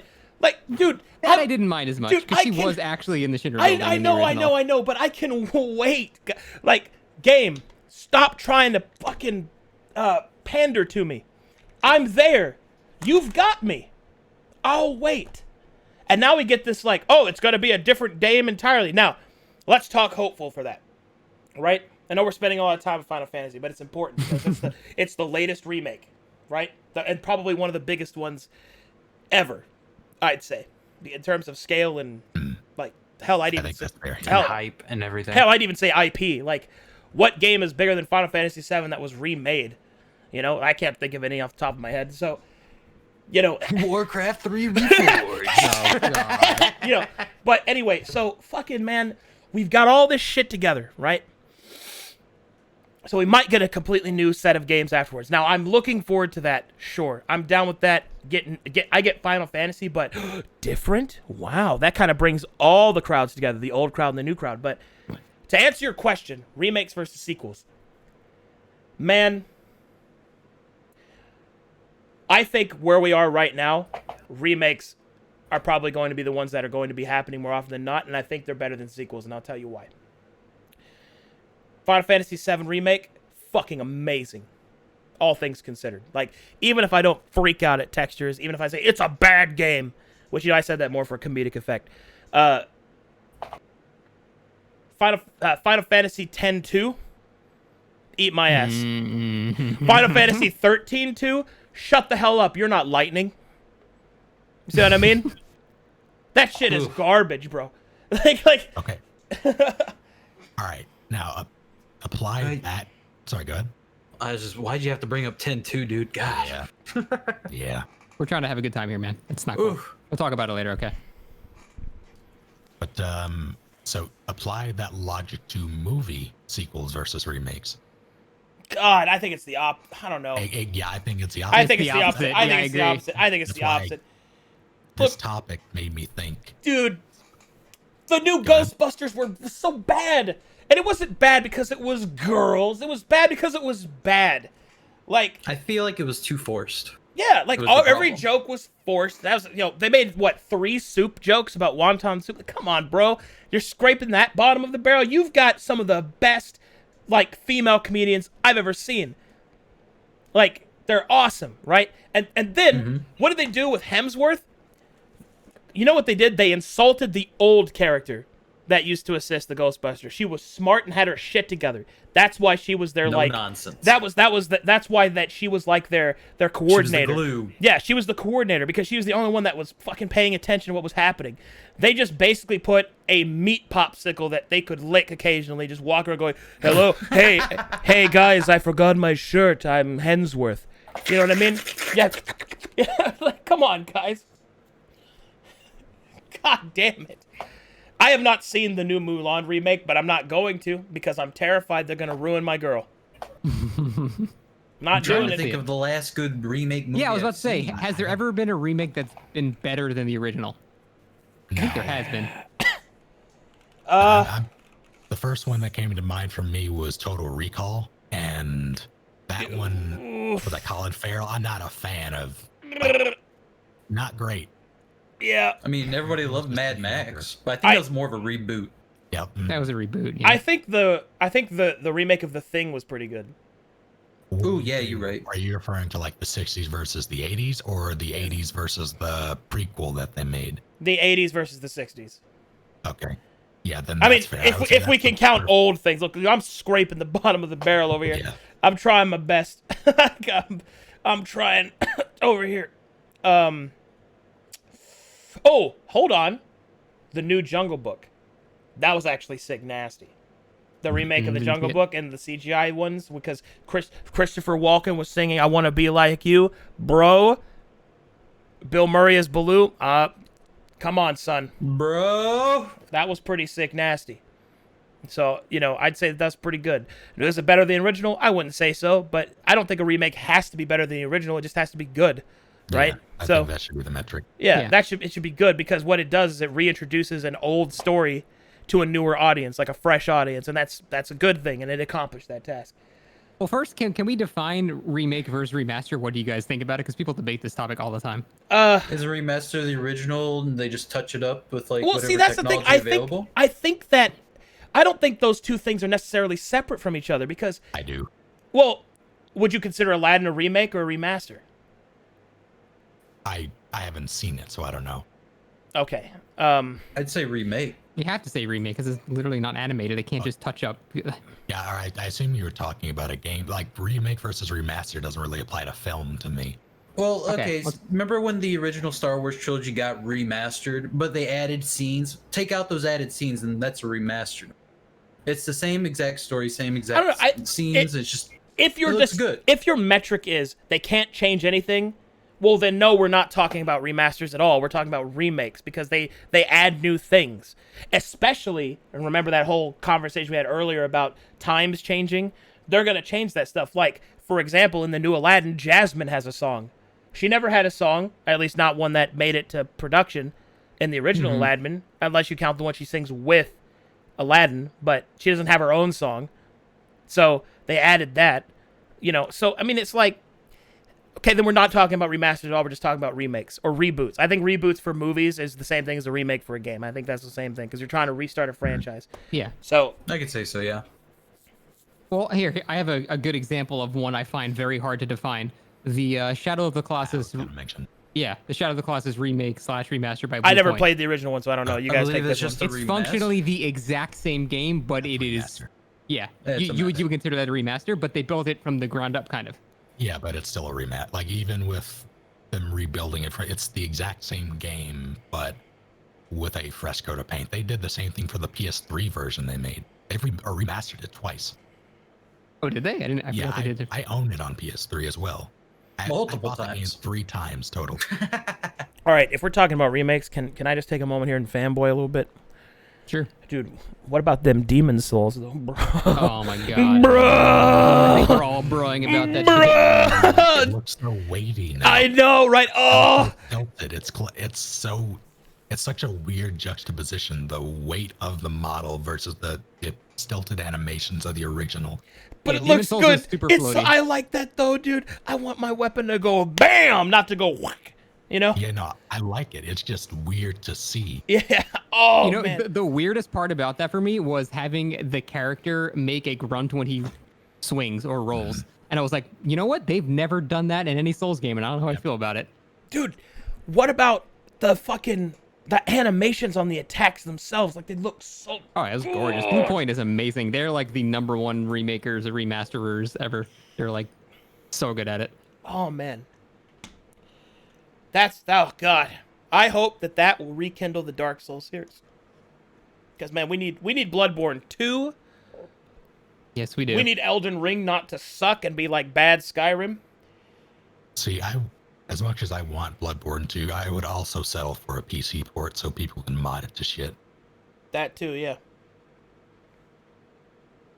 I just hope they leave in all the broken mechanics of the PvP so I can break everyone's armor. No, leave that straight into your eyes. Oh man, that game's PvP was so broken in the few times that I played it. It But you was see, so the broken. thing about Dark Souls PvP, dude, it was just like, he pointed down! He pointed down! Well, what is it? Well, what is it? Well, what I is it? missed that shit. Yeah, that was good stuff. Thank you. Thank you. But anyway, I think if you have to have a choice between if I would prefer a sequel versus a remake of a game, I think I want a sequel. Yeah? I don't know, man. God, it's such a hard question. I just want one sequel to movies. I don't want any more after that. That's it. Franchise is done. Remember Ninja Turtles? Got ruined by a third one. Absolutely terrible. So you saying you don't like trilogies? Nah, not so much. Even Lord the of whole the Star Rings? Wars. Hmm? Fuck, man. I watched Lord of the Rings, and I get to the king, and it's really I just watch it for the best part where he says you bow down to no one. It's so good. Oh fuck, there's the part where she stabs. He's like, I'm not a man. Oh yeah, fuck, you're right. I think it's just context sensitive. I'm Fuck. losing it, dude. If you had said, I don't think it's a good trilogy, I would have ripped your fucking head off. But no, I think, man, I don't think that has a determinable, like, dichotomy, man. I think it just comes down to it that, like, some remakes are good, some sequels are bad, and most other, like, I don't know, man. Like, for example, they've tried to reboot Devil May Cry, what, twice now? Or some shit. Like, they tried to reboot I say it the with... last one was successful. Well, no, the last one was... That was the sequel. That was just a pure sequel.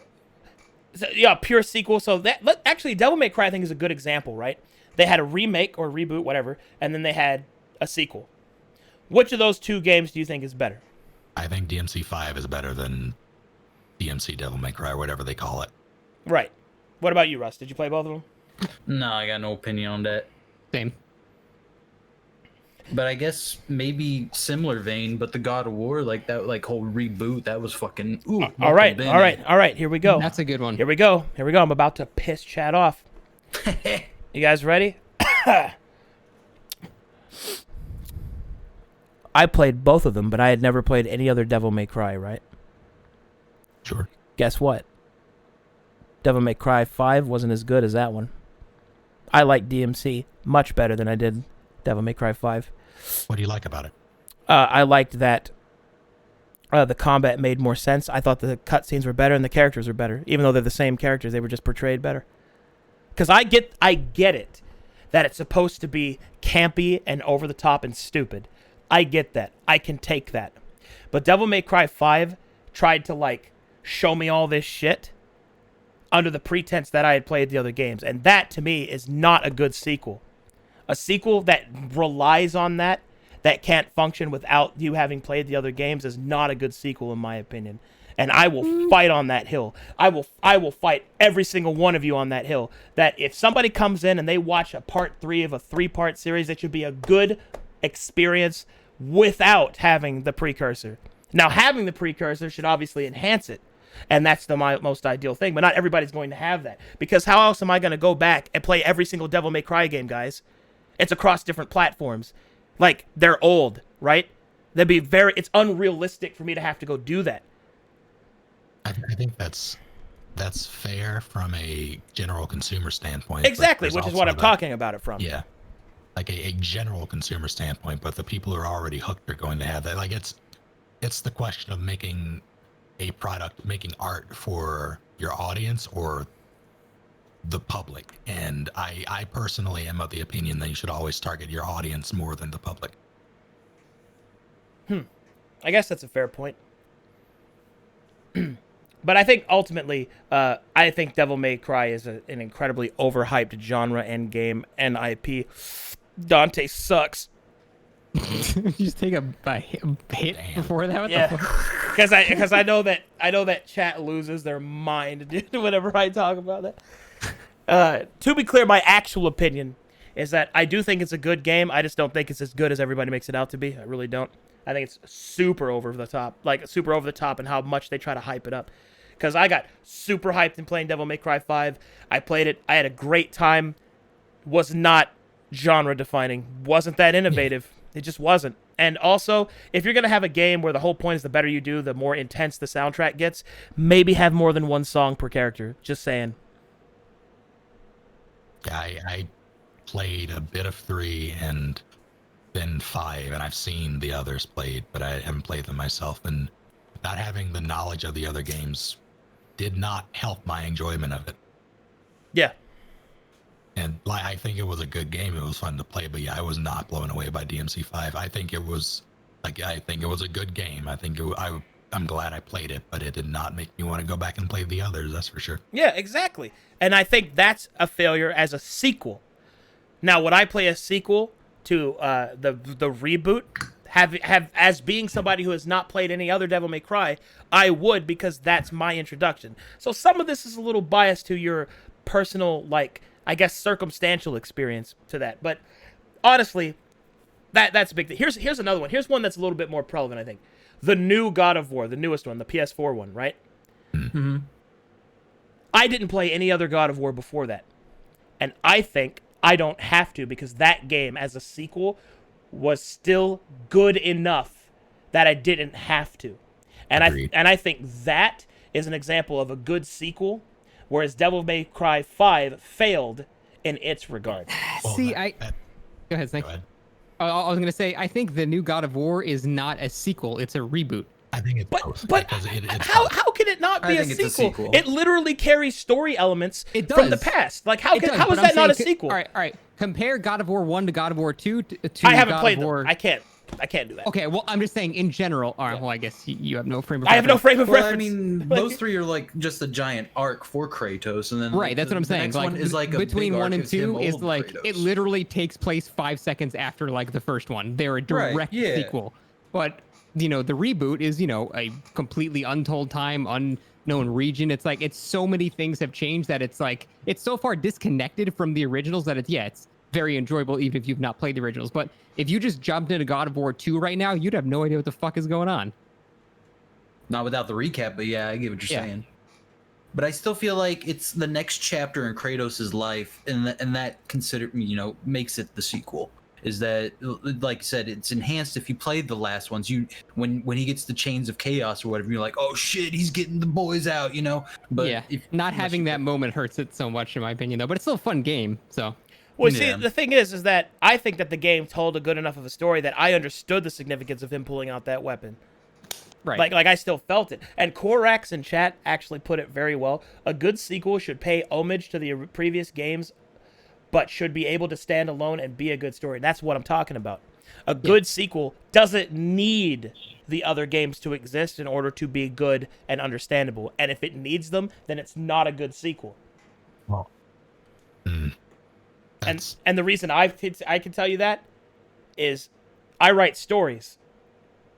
Shattered Crown Season 2 is a good, well, at least I hope it's a good sequel to Season 1, but you don't need the reference. I think it. Go ahead. I mean, I'm just to further enhance on that from my own thing that I'm trying to do. Each episode of D&D, or each arc rather, I have to try and design because of how Twitch works.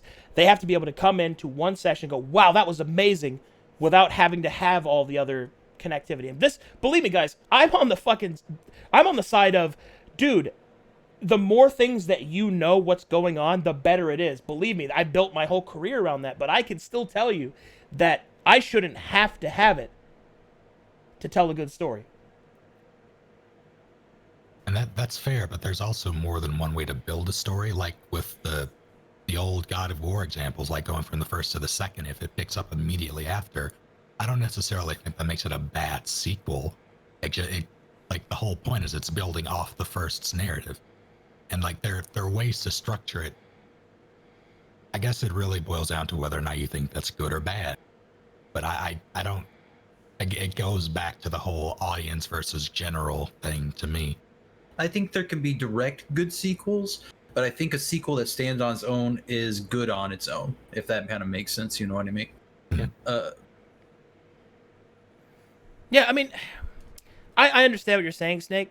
I don't think that our 2 points are mutually exclusive, though, because I think that a game that immediately follows the story, like you suggested, isn't a bad game either, because it has that, or even depends, or I should say the crux where we sever ways is that you would forgive a game's weakness for having to rely on that, whereas I wouldn't. I don't think a game gets a pass on having a weak story because it depends on what's already happened. I don't think that's right. You should, because you are making a self-contained part. Because, like, books have chapters. Chapters still need to make sense. You know? Stories can have parts. There can be sections. You know, that kind of stuff. Diving into that, books have chapters, but typically they're not standalone. Well, okay, maybe chapters isn't the best analogy, but even if you write a chapter, right, you're still telling a segment of a story. It needs to be good and make sense on its own. That's what I'm saying. Is that like? Go ahead. No, I'm just saying that's the way that it is. Has Arcadum read a book? Wow. Look at that edgy guy. Like, I'll give you an example of what I mean. Of how it can go unbelievably poorly. Look at Kingdom Hearts. Dude, those are the best sequels because I don't know what's going on all the time. Dude, so it's like, it's its own story every time I play a different one. Dude, look at Kingdom Hearts, man. Like, come on. If you need an example, there you go. There is a premium example of just pure, like they depend on you to have played all the other games, and even then it doesn't matter. And the sub games. Kingdom Hearts is garbage. Yeah, well, why is it garbage? 2.5. Why is it garbage? You know? Have you? I have looked up a story summary of all the Kingdom Hearts games, and it is the dumbest shit I've ever watched in my life. The story being dumb is one thing, but we're judging it purely off of whether or not it is standing on its own with reliance or non-reliance. They don't. Then they don't do that. Yeah, exactly. If it was marketed to me as a game where I get to play as Disney characters and Final Fantasy characters, you know, that's it and no story, that's a good game to me. Look, dude, but let me put it to you this way. But the story just kills me. I don't get it ever. Yeah, exactly. If you have to go to YouTube to understand what's happening in the game you're playing, that game has failed. Like, you know what I mean? And there are some outliers on that, like Dark Souls, which specifically tells a non, what's this word I would look for? A non-obvious story, right? Like it's very ephemeral. Or not ephemeral, but ethereal in how it sold through items in the world. Yeah, it's told in a way that is meant to be mysterious, right? Maybe Dark Souls gets a slight pass on that, but all the other ones, no, fuck that shit. Dude, if you're playing Kingdom Hearts and I'm playing with the same annoying little like Japanese like Tomogachi character, bro, if I'm gonna do that, I better know what the hell's going on. And I don't. And I don't even if I've already played the other games. And I have to go on a YouTube video of some guy talking to me for 30 minutes going, and that's why it's the best game ever. And that guy can eat my ass. Anyway, back to the original point. Remakes versus sequels. Man. All right. Here's a conclusive point. If you had to invest your money, which would you invest your money into? Remake or sequel? Which one do you guys think are more commercially successful? I think that also Depends how. Based I was going to say depends how. Yeah, for it me. depends how popular the original game was. Sorry, I interrupted you, Russ. Oh no, it's the same thing. No. Well, I think that's like typically you don't remake games that didn't do well or that aren't Yes. widely received. So like, Yes. Oh, sorry. Yeah, I'm there with you. Go ahead. I think that remakes are infinitely more profitable because they already have that base. Like, that's kind of the point. Yeah, you don't have to resell the concept of the game because people already like it. Yeah. And It even makes a lot of if, sense. even if it's a bad remake, you still have their money because you already have them hooked. Sequels have less, just like if some like Mass Effect 1 versus Mass Effect 2 or Mass Effect 2 versus Mass Effect 3, if you didn't like any of those games, you don't really have a reason to buy the next one. But if you make a like widely successful product 20 years ago, people are going to go, I love that. I want to see it again. Like a second chance also, kind Right. of. Like, I think Yeah. that's another thing to keep in mind, that if a game did poorly, a remake is like here's a second chance, whereas a sequel of a bad game is like, oh, it's just more of that shit. Yeah. You know, I think that's, yeah, man, ooh, okay, I'm with you, Snake. I'm there. I'm in your corner. I'm like, fucking remakes, better gamble than sequel. What about you, Russ? Man, for me, it really is a time thing because I think like people or like developers can really bank on nostalgia half the time. So if you remake a game, like take XCOM for example, like when they remade that, it made it look fucking sick. Oh my god, it was just that got me. And that's the reason like a remake will always be. There's just been a lot of really good remakes for me, so I guess I'm biased in that factor as well. Yeah. Go ahead. I don't know. It's just with games, the sequels and remakes have been good, but with movies, it's usually the sequel is worse. I don't know. That's just how I feel about that, like the difference in mediums. To me, I think it depends how recently the thing came out. Like, you know, if there's a sequel to something from, you know, that's a 2-year-old game, I think I would prefer a sequel, obviously, than a remake. But if it's a, you know, a remake of a 20-year-old game, I'd much prefer the remake. Yeah. What's your time differential then? Where's your line in the sand? 15 years. Okay, that's I fair. don't know. No, I mean, no, that's fair. Like, you know what came out? You know what games came out then, dude? Like, it's gonna blow your mind. You know what game came out in 2010? Don't make me feel old, man. Yeah, I'm Please gonna make say, you like- feel old. I'm gonna make you feel ancient, brother. You know what game came out 15 years ago? World of fucking Warcraft came out 15 Yeah. years ago, dude. Like, bro. Still going, by the way. Remake it. Yeah, remake it. Ugh. I'm right about that, right? It's like 2004. 2004 it came out. Yeah, Yeah, yeah, yeah. I remember Christmas 2004 installing that shit. And I was so excited. Oh God, I'm old. Ah. But anyway, Yeah. all right. Well, that was a fucking spicy topic. Well done, Snake. Fucking, I felt like we fucking went to town on shit. I like how we just think right on the topic. We're like, fucking Final Fantasy VII remake, fucking whispers. Fucking sorry, I'm sorry. I'm very passionate about Final Fantasy VII. I like Final Fantasy VII so much. It's my favorite Final Man. Fantasy, dude. It's good. It was my first like epic tale I ever played. It was Same. like, My first RPG. God, it was so sick. And you know what I got? I got fucking Ghost, dude. I was so mad about it the whole time. Anyway. All right. Imagine that pressure being on like Square Enix team and like remaking Final Fantasy VII. Oh, yeah, dude. Like my god. Dude, Yeah. who was the one that had the balls to say, well, let's change the ending? Like, So fun thing about that, it's been in like articles and interviews since it released. The new blood in like on the dev teams didn't want to change a damn thing, but Kitase and They just want to do a Muro reskin wanted kind of to- thing? Yeah, but the old heads wanted to change things. They I are mean, the it makes ones- sense. Yeah. They already worked on it. They don't want to do it again. I just want to see Cloud riding a dolphin to a girder. That's what I need. Fair, Mr. Dolphin. Yeah, no, that's- is inbound. that's going to be a defining moment of the second part. If Bro. that's not in there, that's what we know. Bro, it's I coming. want to see Sid, dude. I want Highwind. Same. I want to see that town. I can't remember the town's name where he's in. Rocket Town. Dude, Rocket Town, yeah. But you know what I want to see more than anything else? You want to fucking what I want to see more than anything else? I'm fucking foaming at the mouth thinking about it. I want Cosmo Canyon. I want to go there. I want that hell yeah. fucking soundtrack. I want that bopping ass thing. Da da da da da da. Ba-na-na-na-na. Yeah, when they teased a little bit in Yeah. the remake, I was like, I wanted to go there, dude. I want to see Seto cry in 4K. Oh my Aw, god, I man. want to see his dad cry, dude. Oh my god, the statue's crying. I'm losing it, bro. Oh, sweet materia. Oh my god, I got so emotional in Final Fantasy VII Remake so many times, dude. Oh, sick materia. Yeah. Dude, what materia does he drop again? I Like, don't think he drops any, does he? no, I don't know. It makes the sound effect of materia that. Yeah. oh, right, He right, doesn't- right, he doesn't drop right. anything. Oh yeah, Okay. yeah. Oh god. I love how we can remember like those exact things. That means it was good, dude. Yeah. One last thing I want to go before we go to Scott's thing.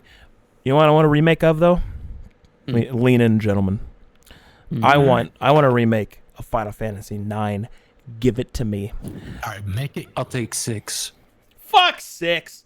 Fuck you. I love 6. Fuck you! Dude, 6 is so dumb, bro. Like, Oh, are you serious? what? I loved it. I'm You get to getting be a so many drink. different characters. You get to be so many different perspectives. Dude, you get 6 Gao. is, 6 is Oh. so overhyped, though. It's a good game, but it's not the best. The Sabin is the best monk in any Final Oh Fantasy. my god. Why? Because he suplexes a train?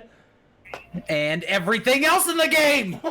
Everything. Let me guess, you think Shadow is cool, don't you? You fucking nerd. I like his dog more than anything. Interceptor, that dog is a little badass in battle. He comes in and just like does 6,000 damage. And keeps running. It's like, all right, cool. Well, at least we can all agree that But 8, 9 is good. we can all agree that 8 is absolute garbage, though, right? Everybody on that team, gun sword, I stupidest played it, thing like, ever. 2 Squall. years ago. I think it came out before its time. I liked 8 in concept. I loved a lot of the themes and the setting, but I thought specifically the junction system I thought was poorly executed. Oh my god, the game actually releases with a trainer now, so you don't have to draw magic. Yeah. Like it just gives you all the magic in the game because they knew how ass the draw system was. Oh, okay. So they fixed a terrible thing. Oh, okay. Yeah, I guess that With game a was game good. trainer. Yeah, I guess I that game loved was 8. Fuck all you Man, nerds. get Squall. You're gonna be on Team Squall? I think it came Whatever. out ahead of its time, and that's why everyone hated it. We now have had an anime that was Academy based and people loved it, and Seed was just Academy heroes All right. going and be mercenaries. One Cool shit like teeny that. tiny little thing before we go to Scott's. At least we can all say that Titus's laugh was fucking shit, though, right? God. Oh my, iconic. Yeah, iconic. A pain in my ass, dude. All right, go ahead, Scott. You're up. Christ. I kind of want to just fucking fight you on Final Fantasy now for a bit, but Oh, all right. we could go into that arena after you get your topic done if you want. All right. Oh, but mine's a pretty simple one. I have two things we can discuss. One is more of a discussing games that I have already done the mechanic I'm going to talk about, and reminiscing on which ones have done it the best and how you can use it well in the future. Or we can have a more creative side where I've had this idea for a type of game before, and I wonder if it would be possible to work, and I don't know how to actually do it. So I don't know which one you guys prefer. Just Oh what's man, the I love concept? brainstorming. Well, basically, I've talked about this before. You guys probably know what I'm talking about when I start talking about it. But it's basically a game where the genre completely shifts at one point. Yeah. So basically, my whole original idea was, it starts off as an RPG. I even had a whole world. Town's called Lacra Lapis. It's a stone underground town. There was some generic calamity event. People were forced underground. It can be high fantasy. It doesn't really matter. It can be, but basically, it's going to be like an RPG. Starts off as an RPG. D&D style, JRPG, it doesn't matter. And there's rumors in the story of this great thing, this great horrible entity that caused this whole calamity thing. And you hear about it, as the game's going, blah blah blah. And then just randomly in like a random battle, the screen goes away. It's turn-based battle, and then you run into this enemy, but you don't really know who it is. And then on like the first turn, he just like fucking chops your party's heads off, and then the camera zooms in, and now it's a first-person horror game. Like, do you think that's a possible thing that you can do? Yes, and it's already been done before. Spore's done it. Spore is a very successful game. Spore's done it. I don't know about Spore. Okay, so Spore starts off as like a 2D kind of platformer shooter type thing, and then it turns into a like creation engine where you're 3D platforming like social and all of that, and then it turns into like Civilization 5, and then it turns into like a 4X game of space. Like it goes through all of that. Another great example is Brutal Legend, which starts off as like a beat 'em up hack and slash, and then it turns into like a soft RTS game, which is pretty cool. So it's been done before, and it's been done well. I think there's been a couple of good games in which that has happened. Yeah, so I definitely think that can be the case. Absolutely. Well, here's the thing: if you were to do something like that, because I think almost getting into a horror game. I think the scariest games I have ever played are games that I did not expect to be horror games. Like, I don't know, I don't want to spoil it because I know Snake is probably going to play it at some point, but The Outer Wilds, have any of you guys played that? Yeah. Negative. That game scared the shit out of me because I didn't expect it to be kind of like creepy and scary. And because of that, I was not prepared for it, and now it has stuck out with me as probably the scariest game I've ever played. Like, I played Amnesia, I played I played all like, the standard horror games, but I knew what to expect. So my basic question is it okay for consumers? Like, are you allowed to advertise a game as an RPG, but then it turns into like a straight up just horror? I absolutely think so. Here's my immediate supporting point of that. Metro is a FPS, but that shit is also a horror game because it has jump scares. Starts off as horror though. Well, no, it doesn't. It starts off as a survival game. Like that's what happens in Stalker. Holy shit. Yeah. Stalker's, I think, a better example, okay, Stalker's honestly. Okay, fine. I'll take Stalker as a better example. Sure. Well, I mean, they're the same thing almost. Yeah. Anyway, Stalker's probably a better one. Oh man, I forgot what the other one was in my head though. Oh, it was there. Daisy, the fear of talking to people all of a sudden. Social anxiety. No. Fuck. God, there was another one. Oh, my brain, I had it and it's gone. No. See, the thing is, even with those types of games, though... This one's for me. Okay, I got it. Sorry, I remember what it was. So, even though this might not scare most people, for me, I have a deep fear of the ocean.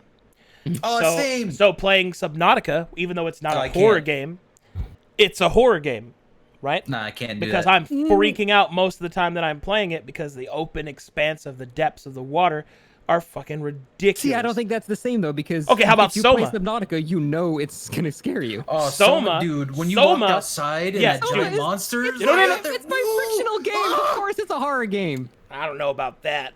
I didn't know it was a horror game. That's what they're known for sure. Well, I didn't know that, and I don't think that's. And you know what? I also don't think that that's a fair point to make, because just because a game company is known to do something, that's like metaing the knowledge of the game that's being advertised as something else. Okay, fine. Let's go to the Soma Steam page. Hang on, that's exactly what we're talking about, though. If we're talking about is it kosher to advertise a game as one thing and have it be something else later. Right. Like, that meta is part of the discussion, so I think it's absolutely fair to include that. Okay, if we're going to include that, then which side do we include it on? Do we include it on, like, if they make, let's say that they're known for making horror games, yeah? And then they make a fucking JRPG out of nowhere, right? The thing is, though, they would probably advertise it as a JRPG. Literally in the description of Soma, from the makers of Amnesia, a sci-fi horror game. Like, if you don't know what you're buying, that's on you, not the game. I guess that's fair. But anyway, go ahead. Let's go back way back when Five Nights at Freddy's first came out. And it was not a horror game. I don't believe it was actually quoted as such. And that was the bamboozlery or whatnot, stuff like that. They also did the same thing with the RPG, but I don't know. That's also... I think that subverting expectations is a big gamble, and a lot of video game companies aren't going to make it because it's a big gamble and a lot of time and investment. But I think that you can do it. In fact, I would say that some of the best games that I've ever seen are the ones that took that gamble and succeeded. Because, Spore, even though it hasn't aged very well, was a fantastic game when it came out. It was super popular from what I remember. I enjoyed it. Or like Brutal Legend, obviously was amazing. Although I'll be completely honest, that's because it was Jack Black and it had everything to do with metal, so that's a little biased. I will admit that was biased. Or like Doki Doki Literature Club, where I never played that, but I heard that isn't like what I'm talking about. Yeah. Exactly. Doki Doki Literature Club is like the premium example of a subverted expectation, which I thought was a hilarious comedy. So it's pretty good stuff. So it can work, and it's like I worry that if a company would do that, like people would would there actually be like negative news about it? Like moms were like, oh, this blah blah blah. Oh, I think if you're asking if the secret's going to be maintained past launch day, no, it won't be. But I think, like me, I didn't know Selma was a horror game when I went into it. I thought it was an adventure game in the water, so I knew I was going to get scared because of that. Because I am frightened of the ocean. Like when I had to go into the Marianic Trench, I had looked straight down into the soil and walked blindly. Did the void look back? No, because I wasn't looking at the void, right? I was looking at my feet. Anyway, continue, Snake. You were going to say something? Like you have to, when it comes to like game ratings and all that, you're not going to fool anybody because you have to be accurate on the box. So there's no getting around that. But in terms of the actual content, well, I think you could get around it if you're in a medieval high fantasy setting. There's mature themes, violence, blood, you death. You could definitely muddy that. And yeah, that's the thing with the age of the internet. Of course, the first guy that gets there is going to tweet about it. Oh my God, this game is not actually an RPG. Blah blah blah blah. But go ahead. I more so meant like you're not gonna market a game as E for everyone and it turns out to be M for mature. Like there's no way that's. Oh no. I'm not saying that. Yeah. Of course not. But the themes, though. You would have to make it, a mature game at some point. But I don't know. I just think it would be. I guess apparently Spore's already done it, so fuck my life. But if like it goes from that to horror game. It's okay, brother. You can make your own and make it fucking sexy, dude. Dude, it'd be so cool. And then it goes like the horror, and then like it goes into and like then fucking RTS because you got to raise an army to like beat the fucking threat or something. Oh. Yeah, dude. Especially if you're like running from the monsters, and you have to hide from the ones that you were like thought you were gonna like. I'm gonna fucking take. I think the graphical change should also kind of like be out of like the graphic style should change. Yeah, the graphics should yes. like dude, you start that with like 8-bit style graphics, and suddenly you go into like modern day, like 3D like horror, like that would. Has any fuck game somebody. done that? By the way, I don't think somebody's done that yet specifically. That is a bold idea. Like start as like 8-bit or whatever. Just basically. Does a bit of Oh, that, yeah, like, people are saying that Evoland did that. Okay. Oh, damn it! Son of a bitch! Someone's always done it. It's so hard to make something unique now. Yeah, well, that's the thing. There's no such thing as being unique, and it's a fucking toxic mindset. Fuck that. You're the chef. You have the same ingredients. Make something better. Yeah, that's fair. Or just make something. All right. Well, I feel like it was a little bit of a half topic. I just want to go over something else that involves games too. Basically, it is things that have used the game's mechanics to help with the story. What are your guys' like favorite examples of that in games? You know what I'm talking about? Can you give an example yourself? I'm not sure what you mean. Yeah, Metal Gear Solid 5, microwave scene. You're crawling in, your health is going down to represent that you are literally dying. Stuff like that. Oh, I see what you're saying. So, like, the mechanics of the game, like the UI or something like that, yes, right? the UI like influences the story. Yeah. Okay. Undertale's the easiest answer. But Here. Undertale is, I'm gonna use Undertale. Okay, fine. You know what? You can have that one, Russ. No, I didn't say that. I was just saying. I was just putting that on the table. Okay. Here's another one. And if chat's like Nier Automata, God, that game sucks. Please do not speak to me of Nier Automata. But I would say.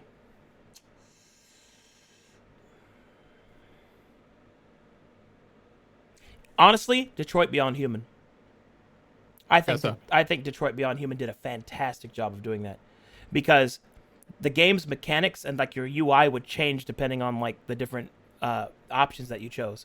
Like there's this girl at the very beginning on the title screen that talks to you and explains the game to you and like looks at the options you choose. But depending on how you beat the game, you can actually choose whether or not to set her free. And if you do, she's never there again. You can set her free. She's a game mechanic? Well, yeah, she's the UI of the main menu. Oh. Yeah. So, I know what you're talking about. Yeah. So lady. that's something I really like. I thought was really powerful to me. Crazy touch. Yeah, it was really powerful to me. That's what Detroit Beyond Human did. So I think that bitch told me my save data was corrupted. I was so angry. Yeah. Oh my god. So I think honestly my favorite part is when the meta mechanic application as long as it's used subtly, being used to help tell the story. Like, for example, like when you're used, like if you're playing an FPS, right, and you're used to having your UI there, like your gun ammo and all of that, but then like your character loses an arm and your UI for your gun is gone. Yeah, little things like that. Little things like I that. always love that Oh, stuff. that is that good shit, right? Yeah. Go ahead, Snake. Like, You can find, you already mentioned one, Colonel, just the amount of, the sheer amount of that in MGS as a series is. oh yeah, that's why I Oh my love God. MGS. Yeah. It's Like, nutty. even the little things like in MGS4, whenever like someone calls Snake old, his stress meter goes. Yeah. Because that goes down a little bit. Oh god, I love that shit. I think My MGS is one of the God. best for that. Oh god, just man, which one is it where they go like insane, where it's Raiden at the end and he's like naked and like MGS2. Oh, two. that scared the shit. out yeah, of me like as a where kid. they talk to you, the player. I think it's time to take a break. You know, shit Yeah, he like says, that. turn off the console right now. And he turns this into like a skeleton face. I was like, fuck this. It was like 2 a.m. I was alone. I was like, oh. Yeah, that's that good shit. Yeah. Dude. Oh man. God, that whole last section of MGS2 was fucking crazy. Earliest I can ever remember anything like that was when I played Super Metroid as a kid, and you get to the very last boss and it's Mother Brain, and there's a alien baby that you saved and it protects you, and then you see that it's getting darker, and in like old games like that, you know, when monsters getting darker, change color, it's dying, and then right before you get up, it like takes the last hit for you, and it's just like, Oh, really? power, it's crazy, yeah. Oh, Yep. that's cool. And then you find out Samus is a girl, and then you're- everything changes. and then Here's a everything bikini changes. shot. And I'm like, wait, I was the Ghost? Man, people really don't like when you shit talk near. Arcadum completely invalidating Nier Automata because he didn't like it. Fucking sucks for topics like this, dude. You know what fucking sucks? Nier Automata. See, as someone who really likes Nier Automata, it hurts me, but I also know you're doing this intentionally. Yeah. I don't actually hate it that much. I definitely think it was incredibly overhyped for what it was, but I don't think it was that bad of a game. I just, look, I'm going to be completely honest. I shouldn't have to play through a game 6 times to get to the entire story. I think that's stupid. A waste of my damn time. I also don't want to go from cool sword girl to fucking soy boy hacker guy. Like, how about you start with soy boy hacker guy and then you give me cool sword girl? How about that? How about that, guys? No comment. I haven't played it. I'm glad. But his arc, no one cares. Sorry, I'm just shitting on them on purpose. Sorry. I think like at some point, all of our conversations are just going to deteriorate into you saying Nier Automata. Stop. Me in my head going, that's bait and not touching it. I'll try not to bait as much. Sorry, I'm just trying to make jokes. I'm sorry. No, I think we all get it. You're doing it to egg chat on at this point. Yeah, so I'm just it's look. fine. My honest opinion on Nier Automata is that the music is great. I think the graphics were a little inconsistent. I didn't like the granted, I guess I didn't beat the entire game, but I didn't actually like the villains. Like the two I like to be the two naked guys. What? You gotta play this game. What the fuck? Yeah, they're kind of Sephiroth and not Sephiroth. yeah, Sephiroth and not Sephiroth. Yeah, it's kind of like I don't know. I felt they were kind of weak as villains. I felt like I don't know. There's one very provocative, I guess. But yeah, I did like the set designs though. Great music, like you said, the world was decent. The narrative, I think, was very impressive, and the way there was innovation with how they interwove gameplay with story, and a lot of what you were talking about, Colonel, is what Nier does, and I think it's perfectly executed, or nigh perfectly executed in most cases. I did like that when you would install apps, it would change your UI and stuff like that. I thought that was really cool. Yeah, dude. Yeah, I mean, But I'm a sucker for management. all shit right, like that. fine, But, I'll give but some I ground. I didn't like the shmup part of it. Like just continually shooting one thing and attacking. I don't know. I I did like it that the characters are that distinctly different. Where like one is a warrior and the other one's like a hacker, and you like play Galaga. Like I thought that was I thought that was a cool concept. I just didn't want to do it. I guess that makes so. That entire game is contingent on you being down with the gameplay loop, and if it loses you at any point, you're just done. Yeah. I mean, it's kind of like the same thing, because like me and Stir have this huge argument where he thinks Wolfenstein is stupid and awful, and I think Wolfenstein was amazing. I thought the story-driven FPS shooter of Wolfenstein did a great job in the first game and the second game, although if I'm honest, I like the first game better. You know, it's just one of those things, I guess. Some people Sadly, just don't. I never played Wolfenstein. Some people just don't like things, you know, and they just can't get past it. I mean, look, I don't think Nier Automata is a bad game. I just don't think it's the kind of game where people are like, it could be a big. Yeah, no, I don't think so. Also, I have one. Oh yeah, go ahead. don't fist Android girls. I'm just kidding. Go ahead, Scott. I'm glad I gave you the room for that. All right. Glad I really seeded that point. I as the last thing, I just want to see you, Arcadum, and Snake argue about Final Fantasy IX. Go. It's terrible. Wait, Most what? important- FF9 was the I played through I got to the 4th disc and I just could not go any farther. I was that bored. Hated it. Good. Why? None of the characters were enjoyable. The setting was lackluster. The villains were terrible. The dialogue was not good. Well, I'll give you some space there. Dialogue definitely could use some fucking work. I know, I feel you on that, dude. Fucking, some of those lines were god awful. But really, what about Zidane? Zidane bored you? Didn't like him. Damn. He was not great. I will say that he was a nice change of pace. Yeah, from, right? The edge. Yeah. Yeah. That. Yeah, like he didn't felt think more it was relatable to me. Like what are you doing here? It's like, we're gonna save the world, dude. I just want to make some money, bro. Like he was just like, he was a pretty straightforward character like that. What about Vivi? You didn't like Vivi? Maybe he was Most an exception. relatable. Vivi was an exception. Okay. Yeah, just by nature of the character, it's hard to dislike that character. Yeah. Vivi's pretty sick. What about God? What is her name? God, I cannot remember names well. Garnet. No, not the princess. Fucking fuck off with that. The Dragoon. What's her name? God. Freya. Freya. Yeah. Yeah, Freya. That was her name. Fuck. Sorry, it's been a while.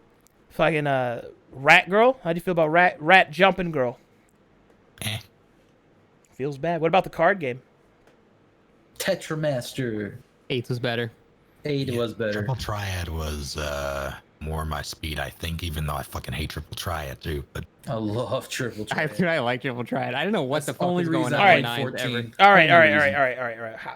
How about this then? Oh man, I'm loving getting teamed up right now.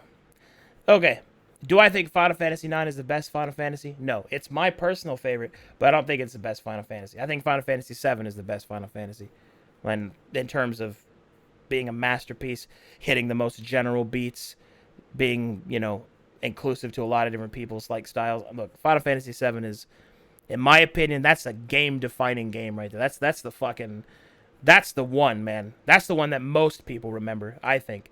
And it's not Final Fantasy VI. I'm 6 camp, dude. That's me forever. Kefka is like one of the best villains in any Final Fantasy. Kefka He's just is one of the pure Kefka evil. is one of the best villains. I agree with you. It's a shame the rest of the game is Garbaggio.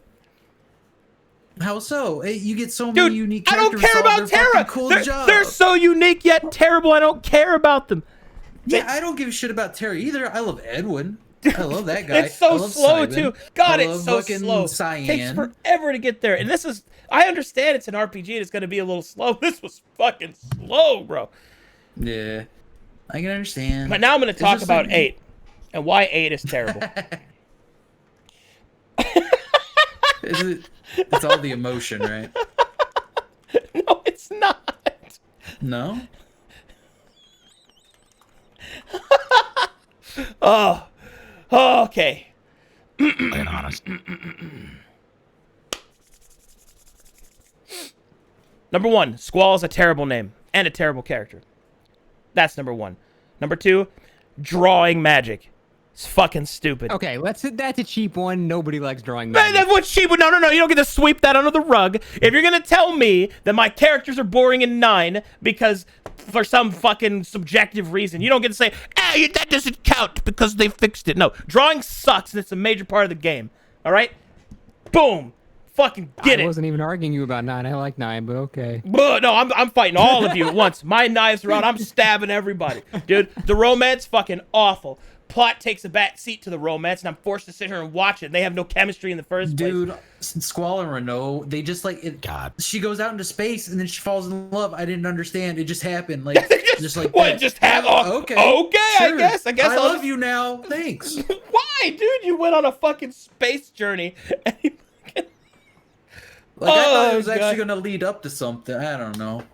He just snapped and he's like, "This is it. This is See, love." like, look, I appreciate all these points about 8. I get that, like, there are those issues, but for some reason, when I think about playing through a Final Fantasy, 8 has more of those moments I'm looking forward to getting to more than a lot of other Final Fantasies, like the whole assassination thing, the whole, attack on the gardens, all that stuff. Like, I think that game has so many, like, cool moments that I kind of look over, like, the shitty draw system and, like, I don't give a shit about the relationships and stuff. The coolest moment in 8 is all the Guardian forces. Oh my god. As they're I so will fucking continue. cool. Squall survives getting stabbed by an icicle was the stupidest fucking thing. Or does he? He's called Dead Theory. Seifer is played up to be like this gigantic badass. And he's so pathetic. I hate him. That's kind of the point of the character, I think. Yeah, but fuck it, dude. I mean, he cleaves Odin in one hit. And We keep Odin and suck. Fucking eat my ass. Devil in a bottle.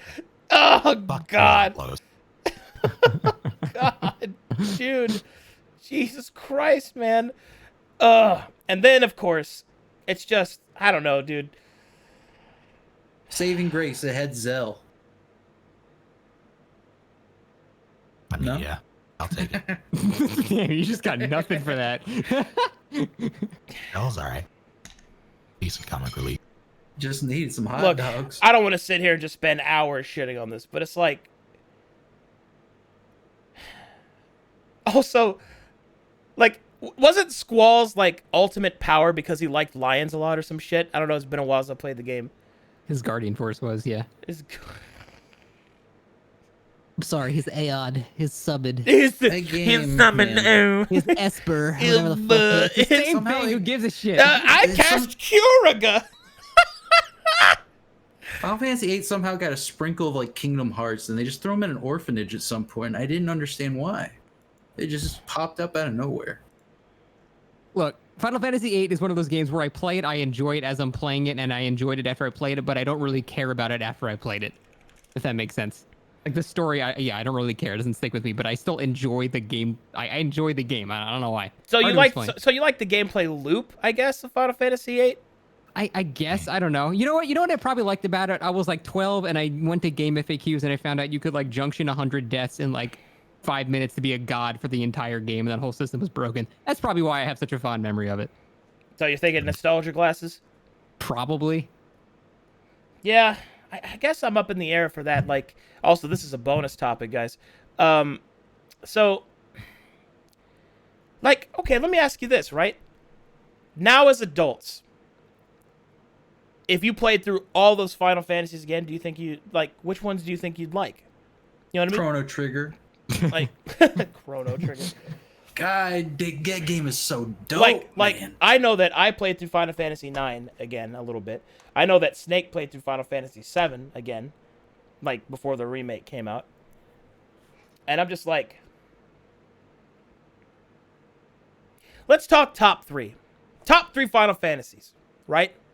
Of present day, if we could go Like back and play them all of anew. them. All of them. Top 3 Final Fantasies. Which one would you play? Like, no consequence. Your stream would watch it. You'd be successful. You could do it. Boom, boom, boom. Doesn't matter. Take Wow, all about that shit. that? Are But we cutting out take 14, take all that side. Put it 14 aside. and 11? Let's assume for the sake of argument that you don't have to worry about any of that, right? That you could just play the game and not have to worry about any of that, and you'd get to play the game that you wanted, right? I say 6, 7, 10. I would say 9, 7. God. 12, Ugh. I hated 12. I know I hated it, but the Balthier is so cool. Yeah, For me, Balthier's. it's- Dude, 12 is the only one I could not finish because I just fucking hated Vaughn's Just- stupid face so Just much. give me Balthier as the pirate main Wasn't he character. supposed to be the main He character or was, something? and then I got this fuckhead who Yeah, can't. that Oh, ruined it for me. God, dude. But I will still play through this garbage just so I get to look at Balthier and his bunny girl. So 7, 8, 15. Really? you know what? You know what? Yeah. I'm down with that. Yeah, Operation Boy Band was pretty successful. I gotta say, I think 15 had the most wasted potential, and it had the potential to be the best Final Fantasy. But Man, I'm it was with just you on that, It too. was incomplete. Yeah, and yeah. That's That kills me, dude. upsetting. I think God. Arden is actually one of the coolest villains out of any Final Fantasy, but man, it was just so incomplete. Yeah. It felt like it was empty too. Like Yeah, it really was. yeah, but That man, whole last section was just like you don't even get to go in Niflheim. You just fucking literally on the rails in a car drive to the ending. It's just like ugh, God, so much missed opportunity there. But But the characters were so good. yeah, they were. They played off each other really well. Like the one guy's a photographer, the guy who cooks for you, the butler guy, the big guy who's like kind of soft and poetic, and then you've got the main character who's you know, Decent whatever. edgy, but also like He you know. plays video games. Whatever. I don't care. Yeah. I don't care about Noctis. Noctis is like, I have swords. Like, okay, good for you, buddy. Yeah, you know what I mean? You did it, champ. You know, and God, it was the good stuff. Operation Boy Band, pretty fucking nice. However, gentlemen, now we have to talk about the elephant in the room. What about Final Fantasy 16? Oh. Yeah, I you know what? I saw the trailer and the gameplay for it. I was very lukewarm on it. Dark Souls it Final didn't even Fantasy look that good. is what I'm feeling.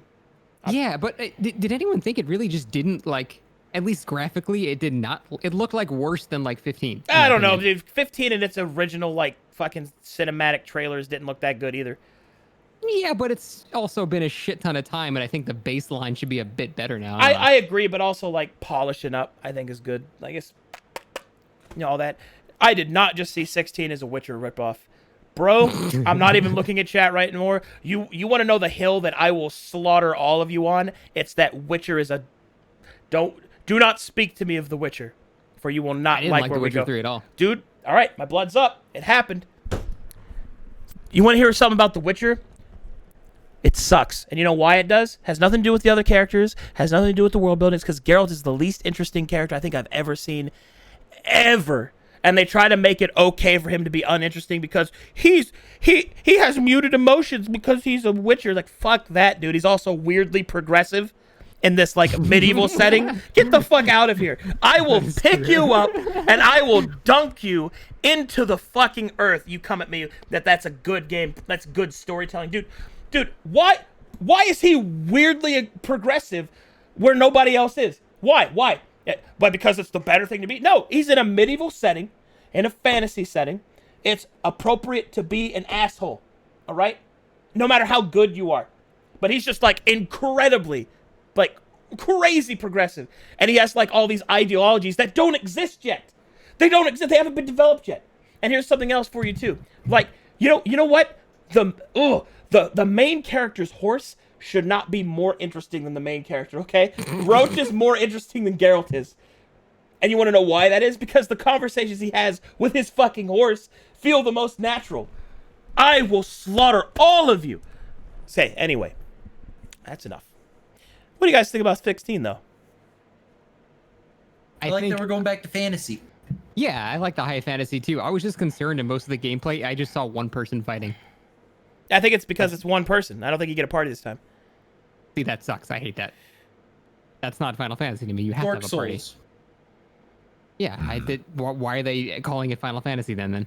It's just like, Well, I'm just saying that that's what it looks like. I'm not saying that's for sure. It might be like that weird switch out system that Final Fantasy 13 had, you know, where you play as one character and then like the others autopilot, you know? yeah, I would not like that. I think 7 Remakes was cool. I actually liked their system like as a modern version of, you know, Yeah. the old time. I think they should just do that. But I mean, we're judging a lot of stuff without knowing everything, so we can't just say, oh, let's go to a party, it's shit. But I can tell you that better. the Dark Souls, like heavy aesthetic, man, if you give me weight to my Final Fantasy action, oh, bro, Oh, bro. I'll take some weight. You know, give me the fucking hit that fucking thing. You know what I mean? Be chugging Estus Mega Elixirs. It's gonna be great. That's yeah, dude. Snake, since you've done like Dark Souls, Final Fantasy themed runs, does a Final Fantasy Dark Souls sound good to you? I have mixed feelings because, on the one hand, I like how it looks. Like I thought the more realistic, like the shading, the lighting, all that, I thought was really good, and I like the idea of more like traditional Final Fantasy elements in a more modern engine. I like that. I like the battle chocobos I had, intrigued me. Like, all that stuff I think is good, but I'm not really interested in the sort of Game of Thrones-esque narrative that we seem to be getting. I'm just kind of done with that. If that makes any sense. So mechanically it looks interesting. I think I'll enjoy playing it, but I don't know if I'll enjoy watching it. Man, that's you know, it's also kind of weird, and this is like more of JRPG in general. I really want to see like an efficient, non-bloated method of exposition, because Japanese RPGs really have this bad habit of just of just shitting out like this I'm playing exposition, Yakuza and this, just vomiting this exposition in an unnatural way, and it cuts in between two characters, dude, like just bleh. And then like the Abraxas Federation rose up against us, the Darnaxus Federation, and how dare they, when our Lextrius crystals have summoned forth the goddess Gaia. I'm like, bro, why do you hate him though? Like, you haven't actually told me that yet. You know what I mean? So it's like it's so much, man. And honestly, more often than not, the players are going to retain that. They're going to hear fucking crystals, that guy sucks, got it. You know, red good, blue bad. You know what I mean? Kind of thing. So it's one of those things. Like, and there's very few RPGs that have gotten around to me of doing that. So let's put the cherry on top of this Final Fantasy cake. What is your favorite JRPG of all time? Chrono Trigger. JRPG specifically. Easy. I'm probably still going to say Final Fantasy VII, actually. Yeah, as am I. This is where I will probably surprise you, gentlemen. But Earthbound's so good. Ugh.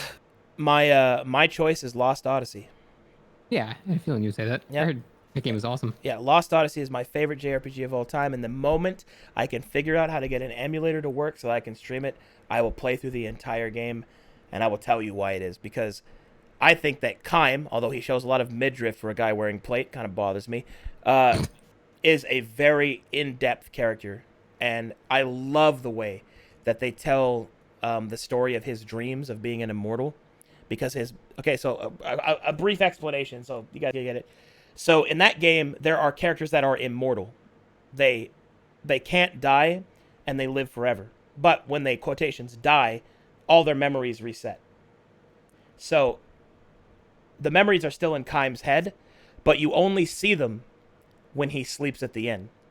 So when he sleeps at the end, he has a dream, which is actually a memory of one of his past lives.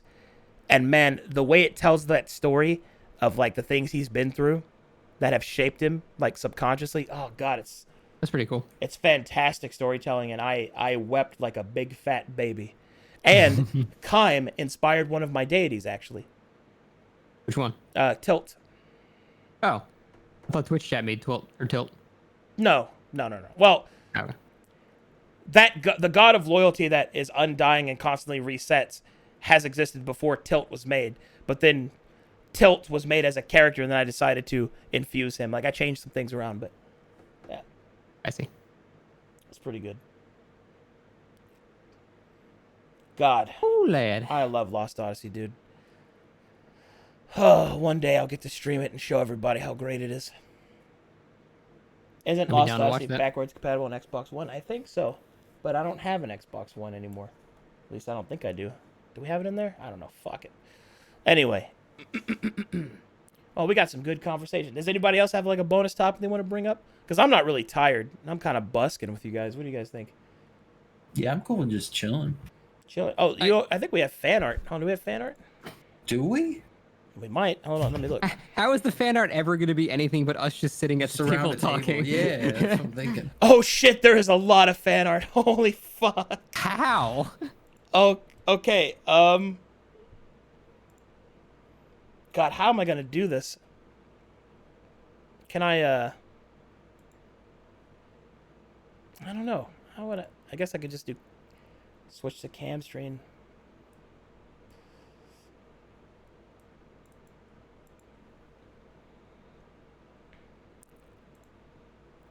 Dude, I can't believe we have fan art already. Holy shit, it's good too. Hold on, let me Oh no. let me throw it up. Cam stream, bam. Turn off my cam here. Anyway, I think that's the adaptation that needs to happen in Twitch streaming.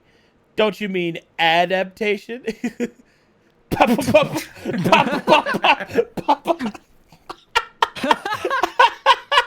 Holy shit. Fuck yeah. That is awesome. Dude, that is so sick, dude. No, I take it back. You can make fucking awesome fan art for just a podcast. That's so good. We're the Night Council and we're not afraid of the shadows. Oh, that's so cool. We each have Oh, our own sick. cups.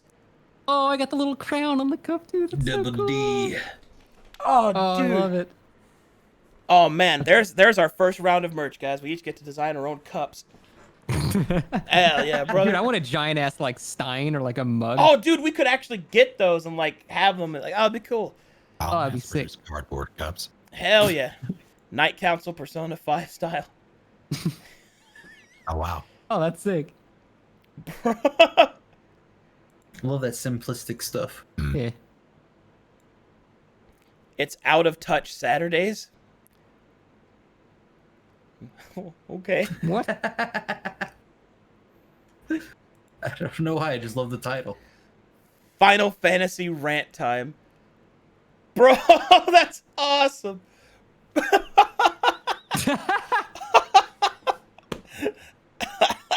I like Rusvaroth. Oh my god. Also a little my bit of John way. Arbuckle in there. I'm here to see Mother. Eat my ass. Thanks, Chili. Dude, that is amazing. 4 white guys. Come on, I'm on the screen. I'm literally right here. Dude. What a great shit post.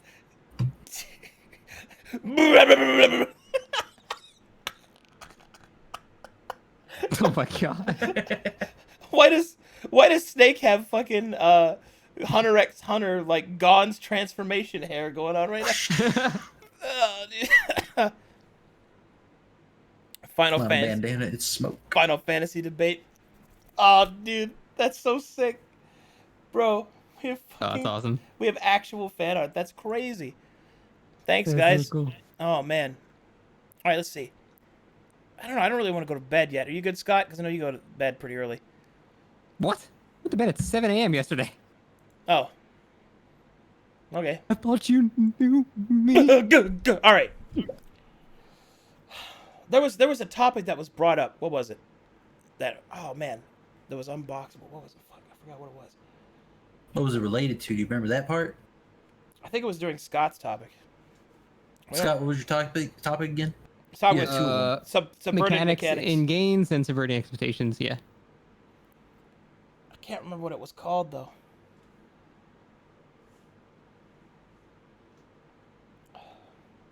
Chat, this is your time.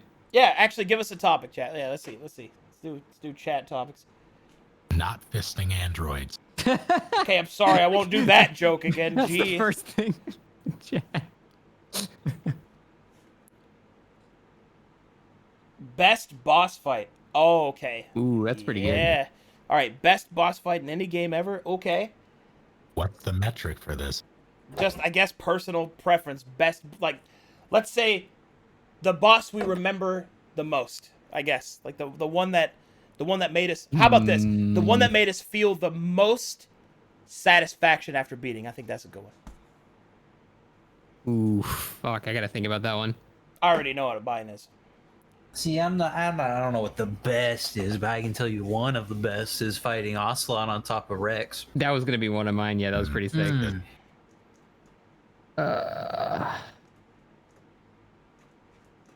I feel like, I feel like I want to say, even though it wasn't necessarily hard, the Final Colossus and Shadow of the Colossus stuck with me for a long time. Ooh, this is tough. This is really tough. One that immediately sprung to mind. I don't think this is my answer, but I want to mention it anyway. Genova Life.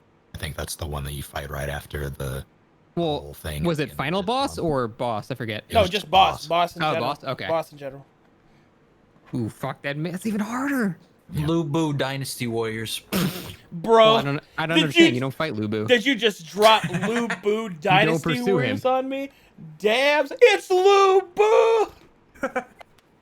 Man, I remember my first encounter with Lubu. It was Dynasty Warriors 3, I think. It was my first Dynasty Warriors game. And I did not know the lore of Lubu. So I was like, fuck this guy, tell me not to pursue him. Exactly. And dude. he shit down my throat. Yeah, it's Lubu. Do not pursue Lubu! Yeah, The fuck hell I won't, Lubu. video Oh, game. no! Oh no, it was actual advice. Oh, shit. Oh man, this is so hard. There's so many memorable bosses, dude. I think my favorite... Yeah, go for it. I hope I'm not disqualified using a recent game, but I'm going to tell you right now, the one I felt the most satisfaction beating was Sword Saint Ishin from Sekiro, the final boss. That fight... I can understand that for satisfaction. That 'cause fight is fucking hell is hard. that fight is magnificent, and nearly, oh god, it feels so good fighting him. Like that. Look, I'm not gonna lie, I'm simping the shit out of Sekiro because I think that it is the best Dark Souls-esque game. Period. God, I had such a bad experience with it. I think like With its gameplay loop, I should say. Its world building's like whatever. I could go ever take that, but its gameplay loop of parrying and being a badass, I fucking loved it, dude. that does produce really cinematic fights. Yeah, like, and you feel like you're actually a part of it without having to do quick time events, and it feels so satisfying. God, fighting Ishin was so awesome. I still think Bloodborne is the better Souls game, but gameplay loop-wise, God, that was my favorite. God, it was so good. Oh, and the way he talks to you, too. Come to me, Sekiro! Yeah, like he wants to fight you so hard, Bro, dude. and like the second phase, the lightning bolt Oh, and shit he in the pulls- background, yeah, the flowers, every time he swings, the flowers go up in the air. Oh, Like, dude, fuck. everything about it is so good, Yeah, it's dude. so polished. Dude, and then the third phase when he pulls out his spear and he starts throwing the lightning at you, and then even when And you then defeat him, he like exposes his chest and he's like, "Finish it, Sekiro!" And I'm just like, you're so cool. Why didn't this occur to me? Boss. Yeah. That would be it, I think, for me. Oh, and MGS3. Yeah. Yeah, that was... I stood at that screen for a long time. That entire sequence was incredible. Yeah, that was extremely good. I never Yeah, played. Like the part where she turned into a You didn't play MGS3? train and runs. I'm in the gonna jungle. tell you guys, I haven't played any of the Metal Gear Solids except 5, and I played it for like an hour. Do you want to cry some manly tears? Fucking hell, dude, you're missing out. That's some good shit. Oh yeah. Like, I should say, I think I played Metal Gear Solid 2 enough to get to the Raiden part, and then I wasn't allowed to play it anymore because I was a naked man, and That was basically the end. I lived in a very Christian household. Yeah, I never played 3 though. I think 3 is the best MGS out of all of them, but damn. Absolutely. Oh, there's so many good possibilities for this question. Okay, you know what? I'm coming at you with another one. Another Alright. top boss fight. Second only to Sword Saint Ishin. And that is August from Asura's Wrath. Never played it, unfortunately. Sell it to me. Sell it to me. Dude, I'll do you Fucking play it right now. You know what? I'm getting the fight. I'm showing you the fight. All right. Yeah, look at me. I'm going to fucking fight. Watch this shit on stream right now.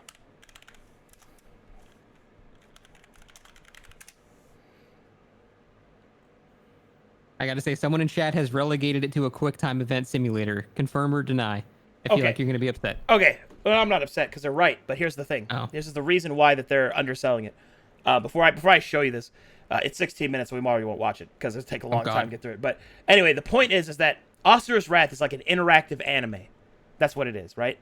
And while it has general gameplay loops, most of its fighting is cinematic QuickTime events. But it's interwoven into the actual fighting mechanics.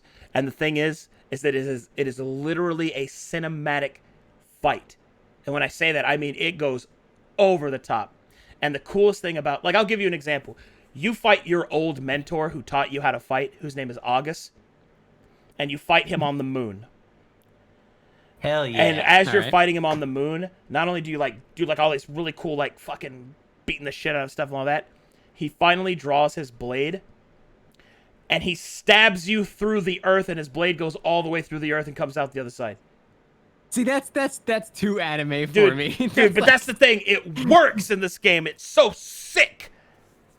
God, and also his theme, as you're a music guy, his theme is fucking... Oh, I'll give that a listen. Here, just... Yeah, give I'm me gonna- the name of the track or something. I'm linking you the fight, and I'm going to link you the track. All right. I always appreciate that shit. Let me go to our night council here. Oh, There's the fight.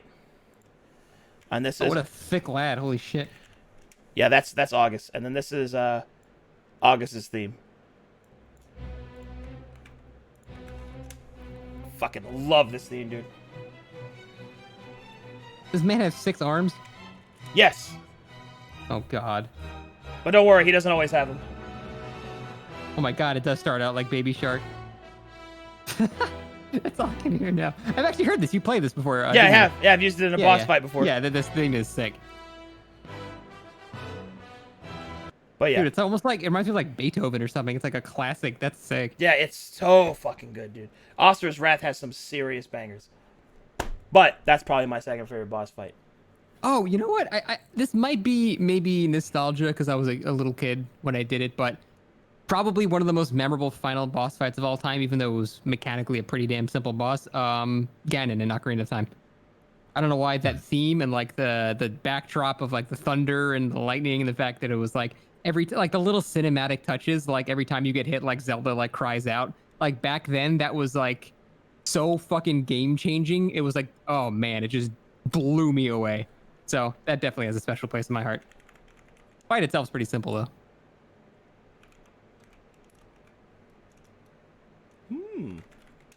Anybody else got some? Every boss fight in God of War. Every single one. Like, it's always got a cool fucking gimmick of you pushing like the L1 and L2 to like impale a Hydra's head on a spike or something. Are you talking about that. like the quick time finisher things and stuff like Yeah, that? stuff like that. There's even a point where I can't remember who he blinds with his thumbs, but they make you push L3 and R3 to like click in the things to like blind somebody.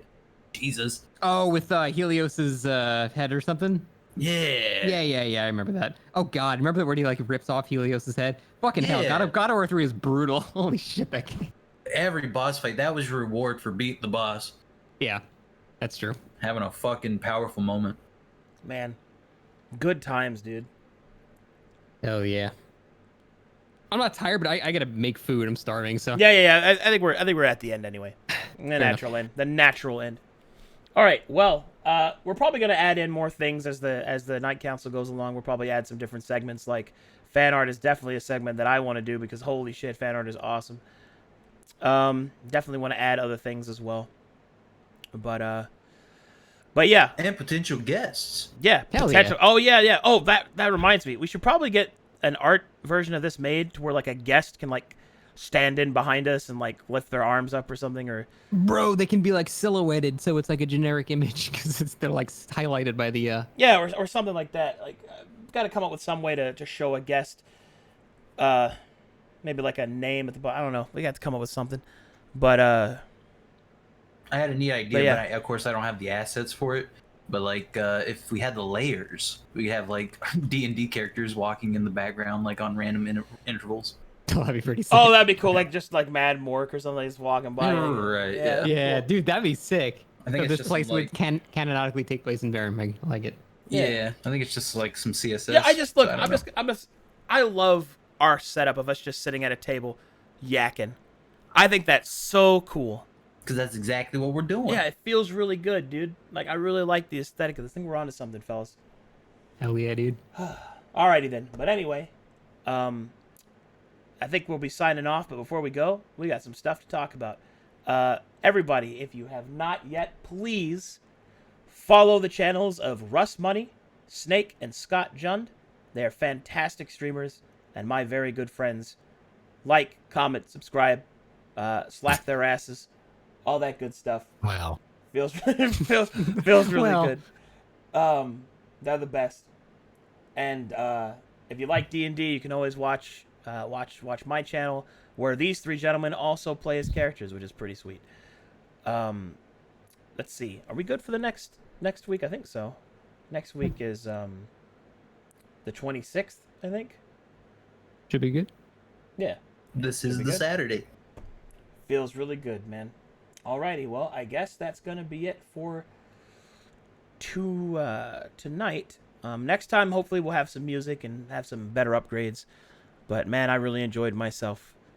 Thank you guys so much for showing up and hanging out with me. likewise, Thanks for thank you. letting Of course, us. dude. Hell yeah, brother. Let's do it again next week. Let's do it again, bro. Yeah. Alrighty then. Well, this is the Night Council signing off. I thought we had a cool line. What was it? Oh, right. The dawn rises and the shadows scatter. Something like that. Yeah. Whoa. Wow, that was pretty good. Yeah. Ba-da-ba-ba-da-ba.